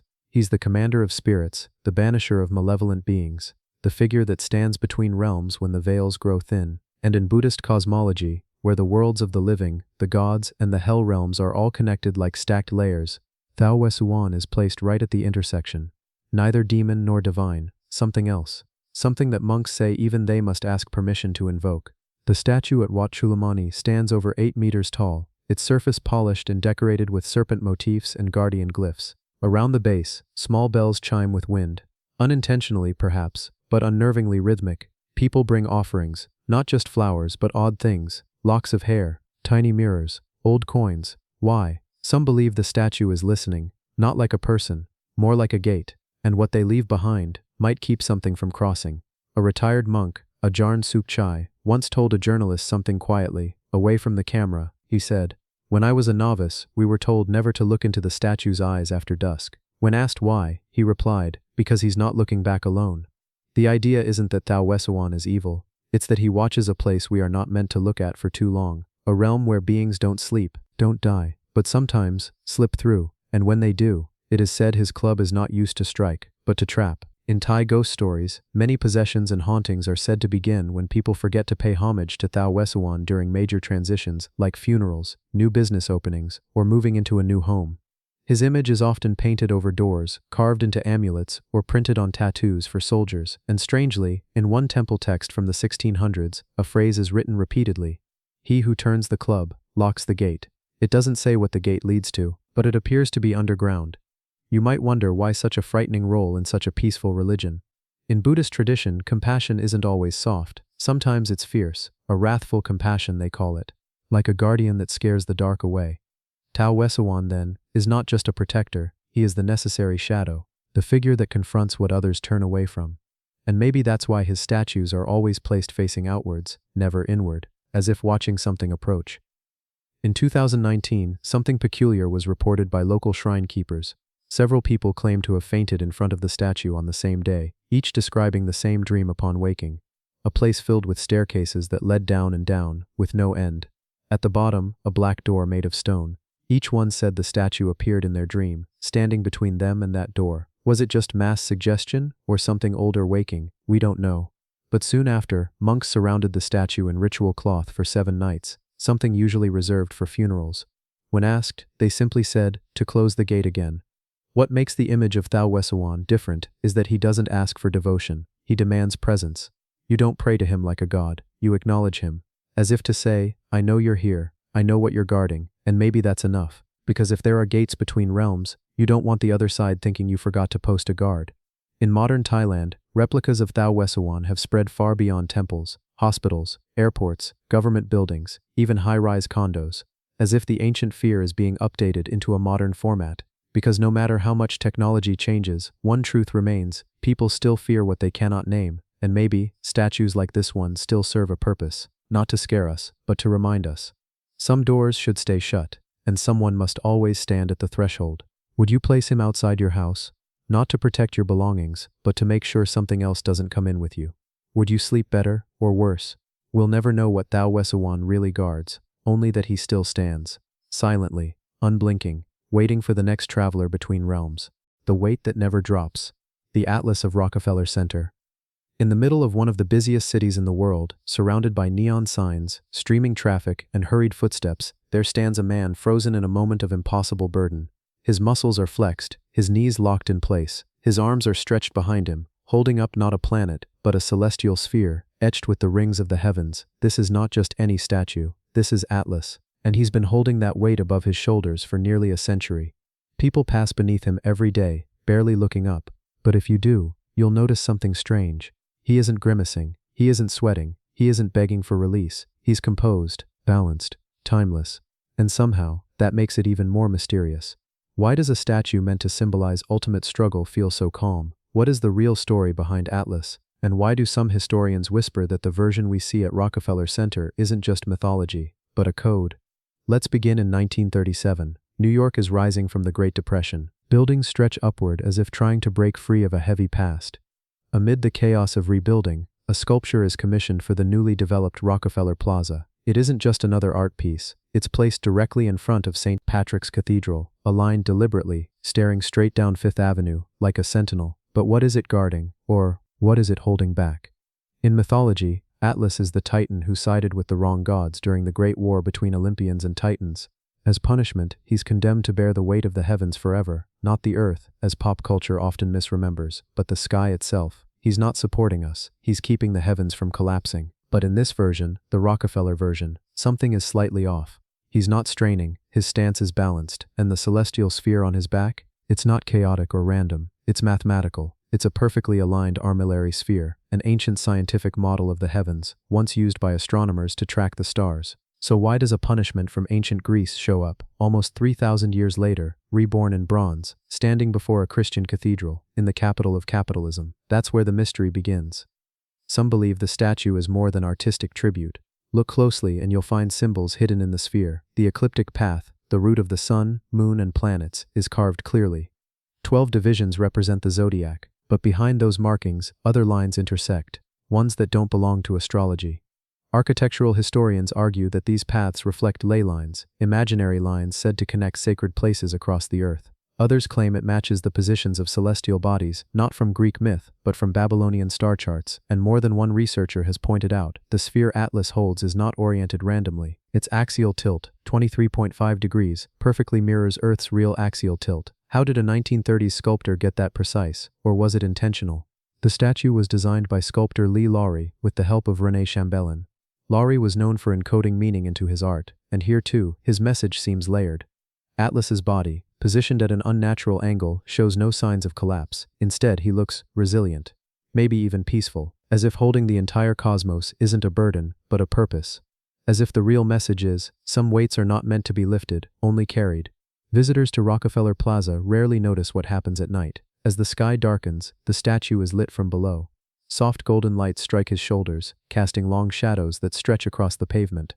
Some say the shadows form a kind of sundial. Others believe the light reveals the true symbolism, not of oppression, but of power, of knowledge, of silent endurance. Because the figure of Atlas, here in the center of American commerce, might not be holding up the heavens out of punishment, but because he knows how. Spiritual theorists have long tied Atlas to the idea of the Watcher, not in a mythological sense, but as a symbol of the burden of awareness. In a city that never sleeps, surrounded by buildings that hold some of the most powerful people in the world, what does it mean to place a statue of a titan whose punishment was to never stop watching the sky, right in the heart of it? And why does he face the cathedral?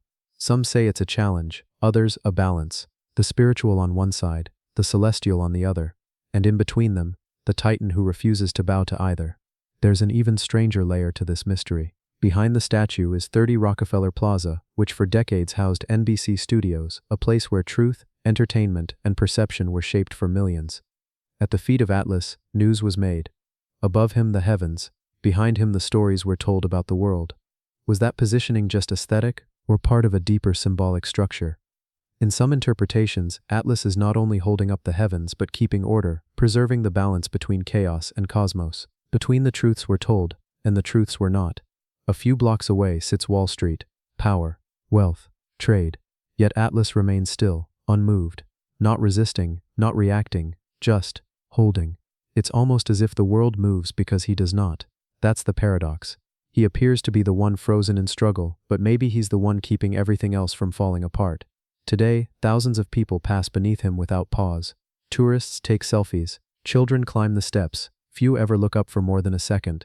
But those who do often say the same thing. They feel like the statue is watching them, not in a human way. Not as if he sees you, but as if the burden he carries momentarily reflects onto you. And in that moment, you ask yourself a question you didn't expect. What am I holding up? And is it crushing me? Or is it simply part of who I am now? Atlas isn't crying. He isn't asking for help. He isn't even trying to escape. Maybe because he's accepted that some weights don't go away, but they can still be carried, with grace, with strength, with silence. The real mystery of Atlas isn't what he holds, it's why he never lets go, and maybe that's what makes him eternal. Not a myth, not a warning, but a quiet reminder that strength isn't loud, it doesn't scream or demand. Sometimes, it just stands, forever. The reclining giant. Secrets beneath the golden Buddha of Wat Pho. In the heart of Bangkok, surrounded by temples, trees, and the constant motion of the modern city, there is a room unlike any other. Inside it, stretching from wall to wall, nearly as long as an airplane, rests a single massive figure, silent, unmoving, yet undeniably alive in presence. It is not a king, not a soldier, not a god of war or conquest, but a man who has simply laid down. His name is well known, Buddha. But this version of him is unlike any you've seen before. He's not standing, meditating, or sitting under a tree. He is reclined. One arm supports his head, his face at peace, his eyes nearly closed. His entire body shines gold, not bronze, not paint, gold leaf, wrapped and laid across a surface that spans 46 meters in length and 15 meters in height. This is the reclining Buddha of Wat Pho, a statue so enormous it seems impossible to build, and yet, there it lies. The mystery isn't just how it was made, but why. Why depict enlightenment in the act of resting? Why is this figure one of the most visited and least understood symbols in all of Southeast Asia? And what stories lie hidden beneath its golden surface? Let's begin where the story truly starts, not with the statue, but the temple that holds it. Wat Pho, officially named Wat Phra Chetuphan, is one of the oldest and largest temple complexes in Thailand. It predates Bangkok itself. Before the city became the capital, this site was already sacred ground, and when King Rama I established Bangkok in the late 1700s, he chose to rebuild and expand Wat Pho as a center of knowledge and healing. It wasn't just a place of prayer, it was an ancient university. In fact, to this day the temple is considered the birthplace of traditional Thai massage and medicine. But despite all its other structures, one element dominates the experience, a building known as the Viharan Phranorn, or Shrine of the Reclining. Inside, it houses the statue that has baffled engineers, amazed travelers, and stirred the minds of scholars since its construction in 1832. This reclining Buddha is not carved from a single block. It is constructed, layer by layer, a brick core, plaster overlay, then gold leaf, hundreds of sheets applied over time. Each layer has meaning, not just in construction but in concept. The pose itself is symbolic. The reclining posture represents the Buddha's final moments before entering parinirvana, the state beyond the cycle of birth, death, and rebirth. This is not a depiction of death, but of transcendence, of letting go. It's a moment of ultimate release, and it is made permanent, immortalized in gold. But here's where it gets stranger. Why make this moment so massive? Why is a moment of surrender depicted as something physically overwhelming? Some scholars believe the scale was intentional, not just for grandeur, but to alter your perception. When you step into the hall, the Buddha fills your entire view. You can't see all of him at once. Your eyes must travel from the serene face, down the vast length of the body, to the feet, which are themselves over 5 meters long. There you'll find intricate inlay work made from mother of pearl. Not random designs, but 108 distinct patterns, each representing a symbol from Buddhist cosmology. Flowers, elephants, dancers, tigers, and conch shells, each with layered meanings. 108 is not an arbitrary number, it's sacred. In Buddhist belief, it represents the 108 earthly temptations that must be overcome to reach enlightenment. So even in stillness, even in repose, the Buddha is surrounded by symbolism of internal struggle and triumph. There is also sound. If you walk alongside the Buddha, you may hear a gentle rhythm of metallic ringing. Near the back of the hall, 108 bronze bowls line the wall. Visitors drop coins into them one by one, not just as a ritual for good luck, but to recreate the symbolic act of letting go of each of the 108 desires. Clink. Each sound is a quiet act of release, a way to match the statue's stillness with your own. Now, here's a detail most people miss. The reclining Buddha faces west. That's significant. It's not random. In Buddhist tradition, the west symbolizes the direction of the setting sun, and therefore the direction of nirvana, the end of earthly cycles. East is the beginning, west is the end, and so the statue points toward release. But here's where things get more curious. The back of the statue, the side few tourists ever examine closely, has hidden panels. Some of these have been opened in the past during renovations, revealing offerings placed during the original construction, coins, relics, possibly even ancient scrolls. In that moment, the statue is not just art, it becomes a time capsule. There are even older beliefs tied to reclining statues that precede Buddhism. In early Indian traditions, the posture of lying down signified the passing of great beings, heroes, saints, and enlightened sages. But the Thai interpretation, as seen at Wat Pho, merges the Indian roots with local mythology. Here the reclining pose is not passive, it is a symbol of powerful awareness, that even in rest, consciousness remains. Eyes are not fully closed, lips are not parted, breath has not ceased. It's as if the Buddha is watching from another plane, not here, not gone, just beyond. Another mystery lies in the architecture itself. The building housing the statue is just barely large enough to contain it. There are tight passageways, narrow view corridors. As a result, the viewer is forced to move slowly, side to side, from toe to head, from hand to shoulder. Some believe this was by design, to simulate the gradual journey toward spiritual realization. You don't take it in all at once, you discover it in parts, just like enlightenment itself. And outside, the temple continues. Dozens of smaller statues surround the main hall. Stone giants brought from China, guardians with worn-down faces, ancient stone stelae, slabs filled with carvings, including medical diagrams from centuries ago. This is not just a place for prayer, it's a library, a map of knowledge left out in the open, encoded in statues, drawings, patterns, and proportions, and all of it leads back to one central image, the golden figure that lies at peace, but holds centuries of meaning within its stillness.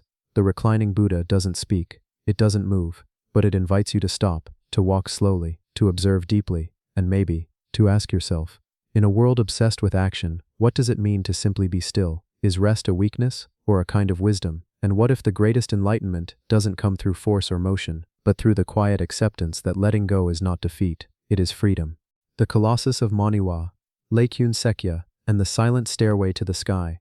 If you fly over central Myanmar just as the sun begins to rise, you might notice something strange standing above the mist. Tall, still, and almost too big to believe.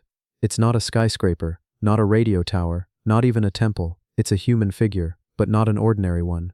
It's standing perfectly upright, facing east, its golden robe glowing in the first rays of light. This is not a monument made for tourists. It was never meant to be a record breaker. And yet, for a short time in history, it became the tallest statue on Earth. This is the Lake Unsekya Buddha, located in the remote town of Katakantong, near Moniwa. This towering figure stands at a staggering 116 meters, and that's just the statue itself. If you count the base, it rises to 129 meters. That's taller than the Statue of Liberty, taller than Christ the Redeemer, even taller than most of the buildings in the nearest cities. But this story isn't just about height. It's about devotion, and a mystery most visitors don't expect when they come here, the inside. Because unlike most statues, this one isn't hollow. It's filled with rooms, with entire floors of chambers, altars, murals, and staircases that wind upward through the golden interior, floor by floor, towards something very few people ever reach. Let's slow down for a moment, because to understand how such a statue came to be, we need to understand where it stands. The Unsekya Buddha is not in a major city, it's not near an airport, it stands on remote sacred ground, near the Pokongtong Hills in Myanmar's Sagaing region, far from the modern skyline, surrounded by farms, forests, and scattered monasteries. This place is deeply tied to Buddhist practice, and the statue was commissioned not by a government, but by a monk named Ven Narada, a highly respected spiritual figure in the area, who envisioned something that had never been done before, not just a place of worship, but a walkable journey through Buddhist philosophy. Construction began in 1996 and took nearly 12 years. By the time it was completed in 2008, it had become the second tallest statue in the world, surpassed only years later by the Statue of Unity in India. But height was never the point. This statue was meant to be a message, not just seen, but entered. The statue itself depicts the Buddha standing in a serene pose, upright, palms at his sides, with a peaceful yet penetrating gaze. His robe flows down like waterfalls of gold. From a distance, he seems almost unreal, like he's been placed on the earth rather than built on it. But once you approach the base, things start to shift. You realize there's a doorway, and that the entire statue is designed like a vertical temple. Inside, there are 31 floors, and each floor corresponds to the 31 planes of existence in Buddhist cosmology. That means, as you climb each level, you're symbolically passing through different realms, from human life to godly realms, and even into places of suffering and rebirth. This is not accidental, it's deliberate teaching through space.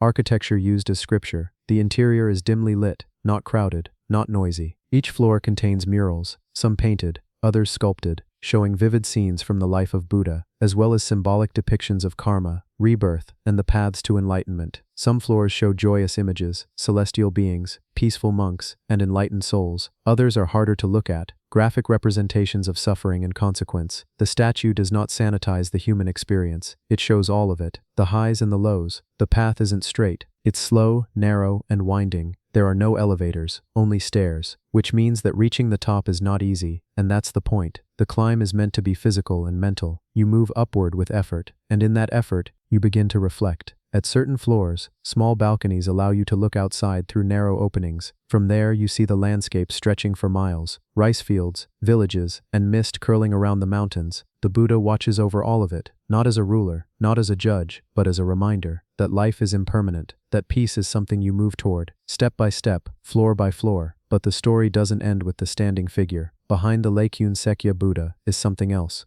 something even more haunting, a second statue. This one is of a reclining Buddha, much like the one at Wat Pho, but unique in its own way. It's huge, over 90 meters long, and shows the Buddha in the moment of final release. Not death, but liberation. Together, the two figures tell a story, from the journey of awakening to the moment of letting go, from standing in awareness to reclining in freedom. And between them lies the landscape of life. It's a full cycle, carved into stone. There's one more feature most people never notice. Around the base of the standing statue are thousands of miniature Buddhas, small figures placed in orderly rows. They represent not just reverence, but community. That no one walks the path alone. That each person, even the smallest, contributes to the greater whole. They are reminders that enlightenment is not an isolated act, it's a shared journey.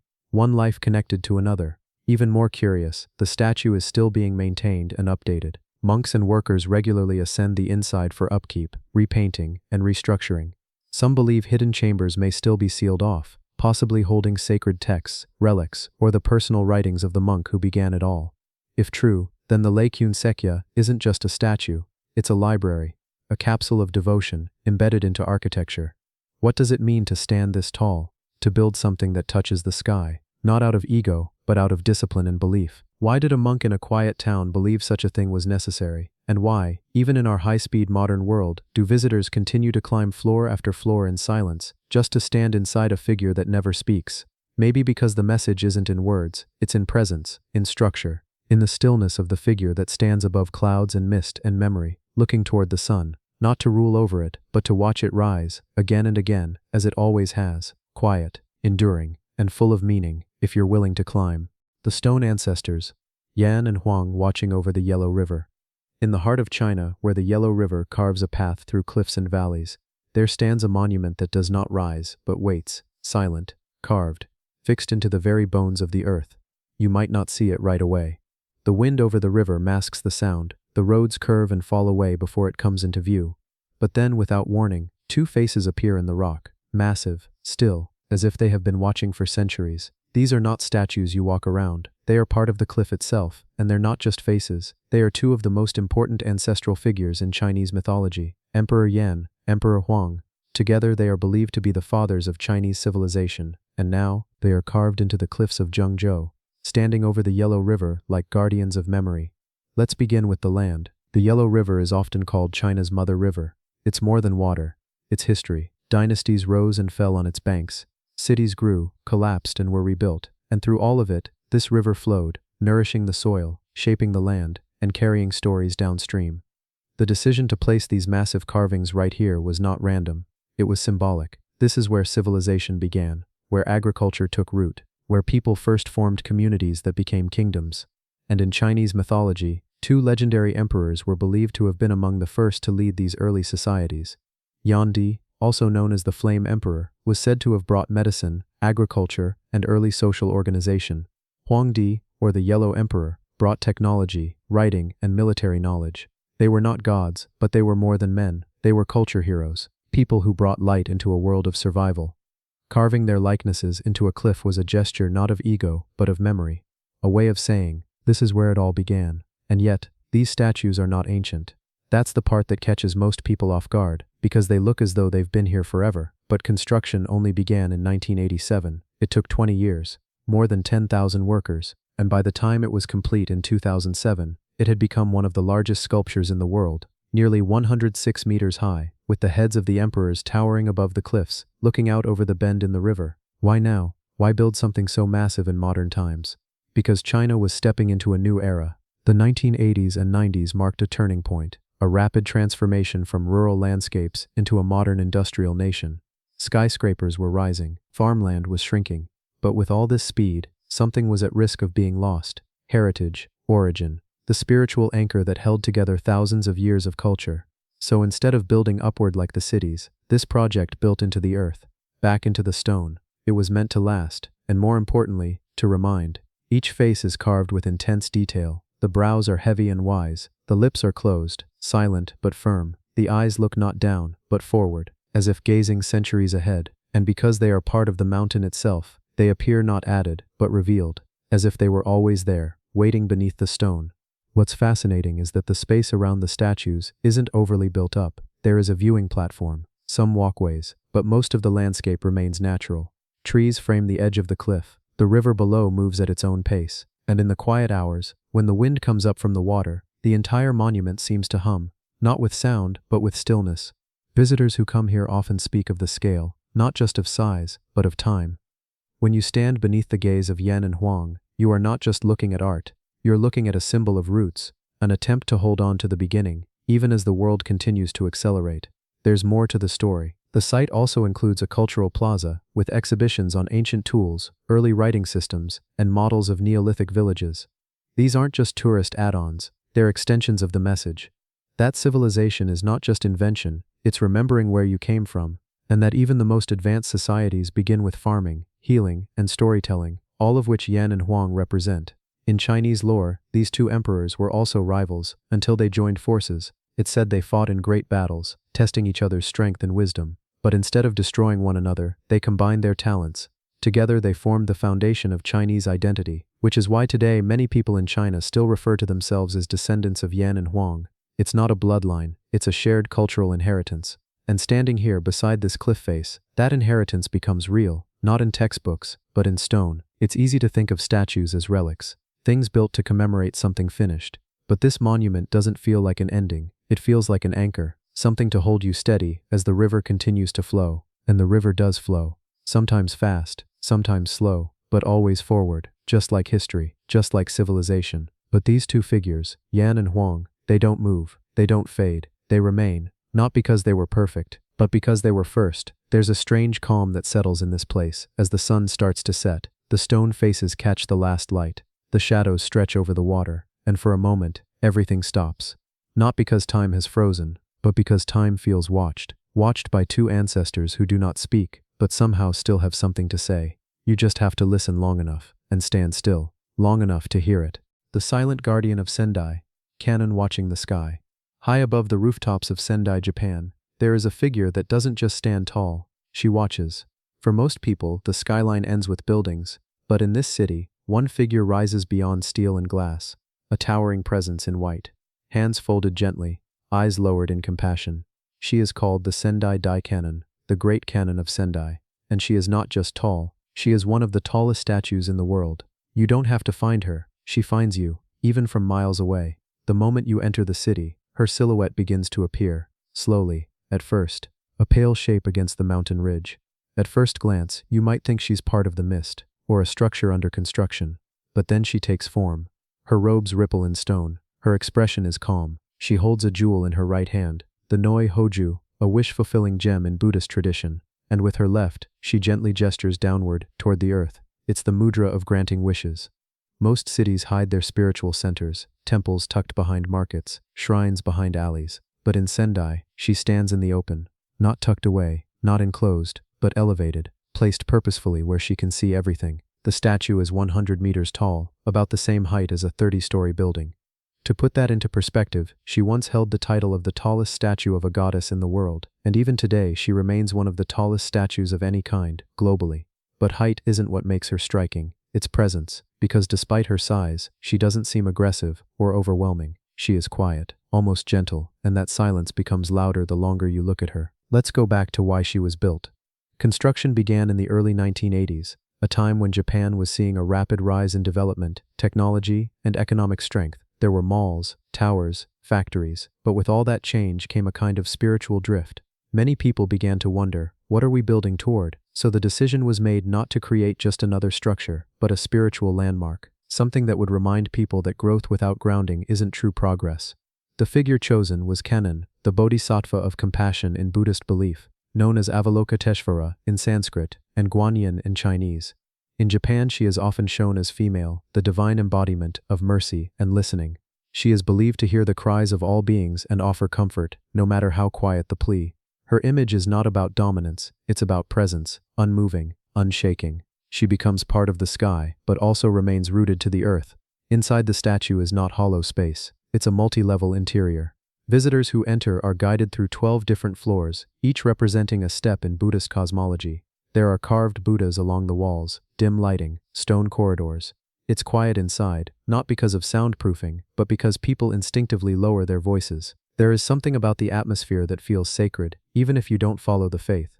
As you move up the floors, you're not just climbing vertically, you're following a spiritual journey, from the more earthly representations of suffering, all the way to celestial peace. Each level tells a story, not in words, but through statues, symbols, and silence. At the very top you can look out through small viewing windows, and from that height, the city below looks peaceful, like a map of lives moving quietly, beneath the gaze of the one watching from above. There's something unique about visiting her at sunrise. The light hits from the east, warming her face first. The surrounding trees catch golden glimmers, but it's her white robes that seem to glow. No artificial light, no spotlight, just sunlight on stone. And in those early moments it feels like she wakes up before the city does. Not to speak, not to move, but to simply be there. This isn't a crowded tourist site. There are no loudspeakers, no noisy queues. Most people come quietly, some with prayers, others with cameras, some just sit on the steps below and look up. And in that stillness, something happens. A kind of personal quiet, not forced, just natural, as if the statue doesn't demand reverence. She invites it. Unlike many historical statues, this one doesn't represent a ruler or a warrior. She holds no weapon, she commands no army, she simply listens. And in a city filled with sound, buses, trains, conversations, phones, that kind of listening becomes powerful. It's easy to think of compassion as passive, but here it becomes something physical, something you can stand beneath, walk inside, climb through. Compassion becomes architecture. There's also a deeper message here. This statue was not built on a religious site. It was placed in a residential area, among schools, homes, shops. That was intentional. Cannon is meant to be part of daily life, not distant on a hilltop, not locked inside a temple, but present, visible, a reminder that compassion isn't for special places, it's for everywhere.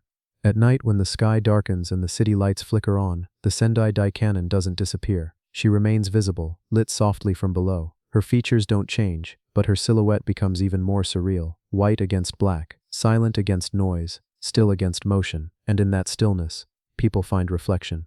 Some think about their lives. Some remember loved ones. Others feel nothing at all, just a strange peace that lingers long after they've left. That's the power of presence, not in words, not in lectures, but in just being there, watching, listening, and offering peace, not with answers, but with acceptance. You don't need to believe in anything to feel it. You just have to stand still and look up. The giant that looks over a continent. Senegal's African Renaissance.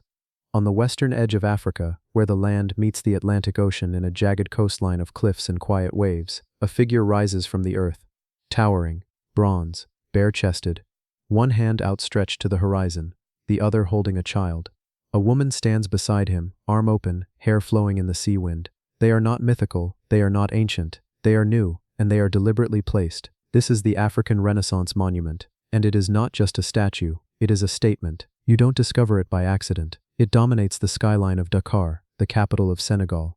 It stands 49 meters tall, taller than the Statue of Liberty in New York. When placed on top of its massive base, the full height reaches nearly 100 meters. From far below, it looks almost too large to be real. But there it is, bronze, bold, and unmistakable. The monument stands atop one of the highest hills in the region, Collines de Memel, which rises above the rest of the city like a natural pedestal. From the summit, the entire Atlantic coastline unfolds. You can see the rooftops of Dakar, the edge of the continent, and beyond that, the endless ocean. The monument was inaugurated in 2010, during Senegal's 50th anniversary of independence. It wasn't built in ancient times. It wasn't created by colonial powers. It was commissioned by a modern African government, with the goal of representing Africa rising, a continent breaking away from centuries of occupation, exploitation, and fragmentation. The figures are not passive. They're moving. They're striding upward, with the wind at their backs. It is motion captured in metal. Let's take a closer look. The man leads the charge. His muscles are exaggerated, not to suggest violence, but strength. He points forward, into the distance, not to a specific place, but to a direction, a future. His left arm cradles a child. The child is pointing too, as if continuing the motion. And beside him, the woman, not behind, not smaller, but equal, her arm reaching out, open and welcoming. Together they form a triangular shape. It's deliberate, balanced, symbolic. The monument was designed by Senegalese architect Pierre Goudiby Atepa and built by a North Korean firm known for large-scale statues. This detail has sparked debates. Some praise the craftsmanship, others question the outsourcing. But no matter the opinions, the monument exists, and its scale is impossible to ignore. Inside the monument, there's an elevator. Yes, you can actually go inside. The elevator takes you up through the statue's interior to a panoramic viewing platform inside the man's head. From there, visitors can look out over the city, the hills, and the ocean. It's not just a view, it's a perspective. When the project was announced, it was controversial. Many locals asked why a developing nation was spending tens of millions on a statue. There were debates about the cost, the design, the cultural influences. But the government said the monument wasn't just for Senegal, it was for Africa. A symbol not of past glories, but future strength. The statue's name, the African Renaissance Monument, says everything. Renaissance means rebirth, revival, a new beginning. Not a return to something old, but the creation of something new, rooted in pride and identity. Many African countries gained independence in the 1960s, but political freedom didn't automatically bring economic or cultural freedom. Colonial systems left scars, borders were drawn by outsiders, languages were inherited, not chosen, and identities were often reduced to stereotypes. So this monument, while modern, is meant to reclaim narrative. It shows African people, not as victims, not as abstract symbols, but as agents of their future. There are 200 steps leading up the hill to the monument's base. People climb slowly. Some pause along the way. There's a museum beneath the statue. Inside, it tells the story of the continent's past, its struggles, its victories, and the hope that continues. You move through rooms showing Africa before colonization, Africa during colonial rule, Africa after independence, and then, finally, a vision of what Africa could be, unified, strong, and self-defined. Outside, children play near the base.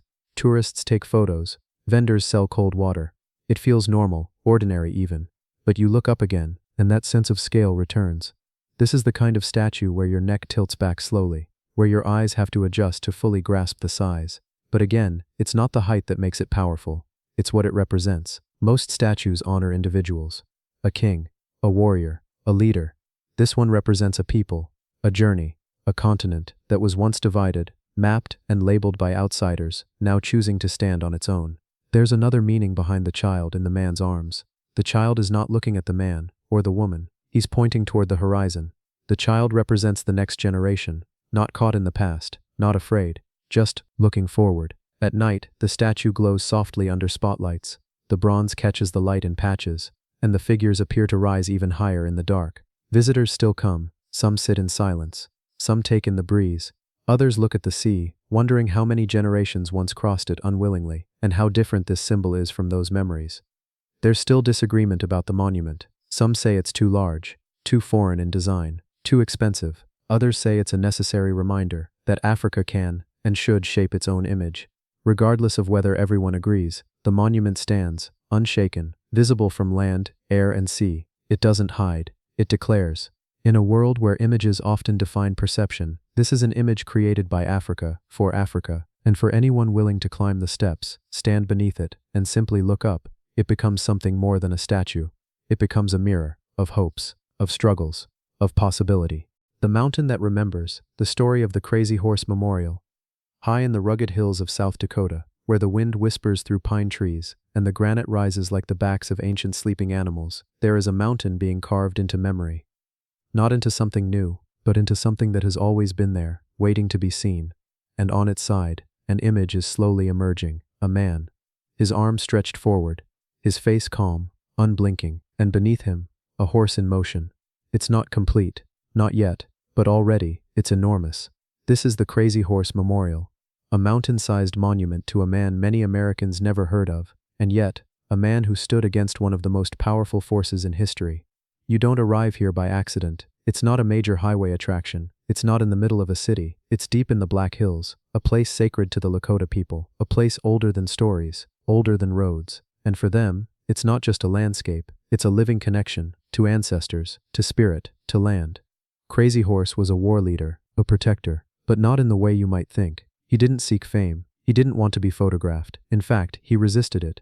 He fought for the right of his people to live freely, on their own terms, not under treaties they didn't write, not on reservations they didn't choose, but in the open, sacred lands that they had known for generations. The man himself left behind no signed documents, no portraits, no diary. What we know about him comes from stories, passed down, shared by family, protected by elders. He fought at Little Bighorn, against General Custer. He was a part of a world that was being dismantled, piece, by Western expansion, and in the end, he was killed, not in battle, but while under arrest. He died young, but not forgotten. The Crazy Horse Memorial began not long after Mount Rushmore was completed, the nearby monument featuring the carved faces of 4 U.S. presidents. To many Native Americans, Rushmore is not just a sculpture, it's a wound. It's carved into a sacred mountain, on land that was taken by force despite treaties.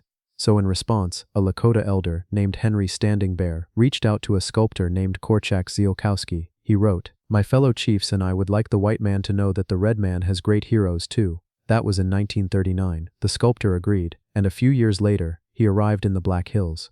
Korczak wasn't a wealthy man. He didn't have government funding. He started with just a dream, a tent, and a vision, and he began blasting stone, slowly, carefully, one explosion at a time. The size is hard to describe unless you've seen it in person. When finished, the Crazy Horse Memorial will be 641 feet long and 563 feet high. To put that in perspective, Mount Rushmore could fit inside Crazy Horse's head. His outstretched arm will be over 200 feet long. The horse's head alone will be nearly 90 feet tall. This isn't a statue, it's a mountain transformation. Korczak worked until he died in 1982, and then his family took over. His wife, Ruth, and several of their children and grandchildren still work on it today. This has become not just a project, it's a generational promise. To finish the carving, to keep the story alive, to honor a people whose history has been erased too many times. Unlike many famous monuments, this one doesn't take government money.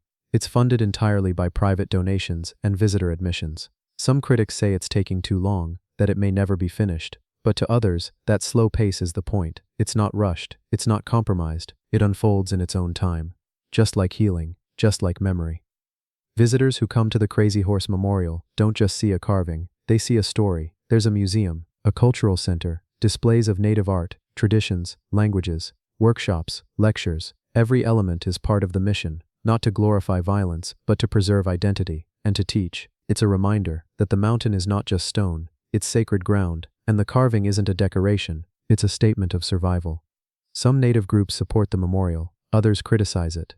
Some feel it goes against Crazy Horse's own wishes, that he didn't want his image remembered this way, that making it this large, this permanent, might feel like a contradiction. But the sculptors say this is not just a tribute to one man, it's to an entire way of life, to a people's endurance, to their refusal to vanish. At sunset, the mountain glows gold. The rough edges cast shadows that look like movement. Visitors fall silent. Children point up, trying to find the details in the stone. A nose, an arm, a horse's mane, and slowly, it becomes clear. This is not finished. But that's not a flaw. It's part of the message, that history is still being shaped. Sometimes people ask when it will be done. The family doesn't give dates. They give answers like, when the story is ready, when the mountain says so. Because for them, this isn't about deadlines. It's about doing it right.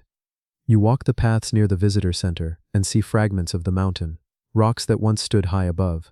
You touch the stone, rough and warm from the sun, and you realize, this isn't about stone at all. It's about remembering, and not just the parts that are convenient, but the whole truth. The Crazy Horse Memorial is still rising, still being shaped, still being told. One blast at a time, one stone at a time, one day at a time. For the next generation to look up and ask not just, who was Crazy Horse, but what do we stand for now?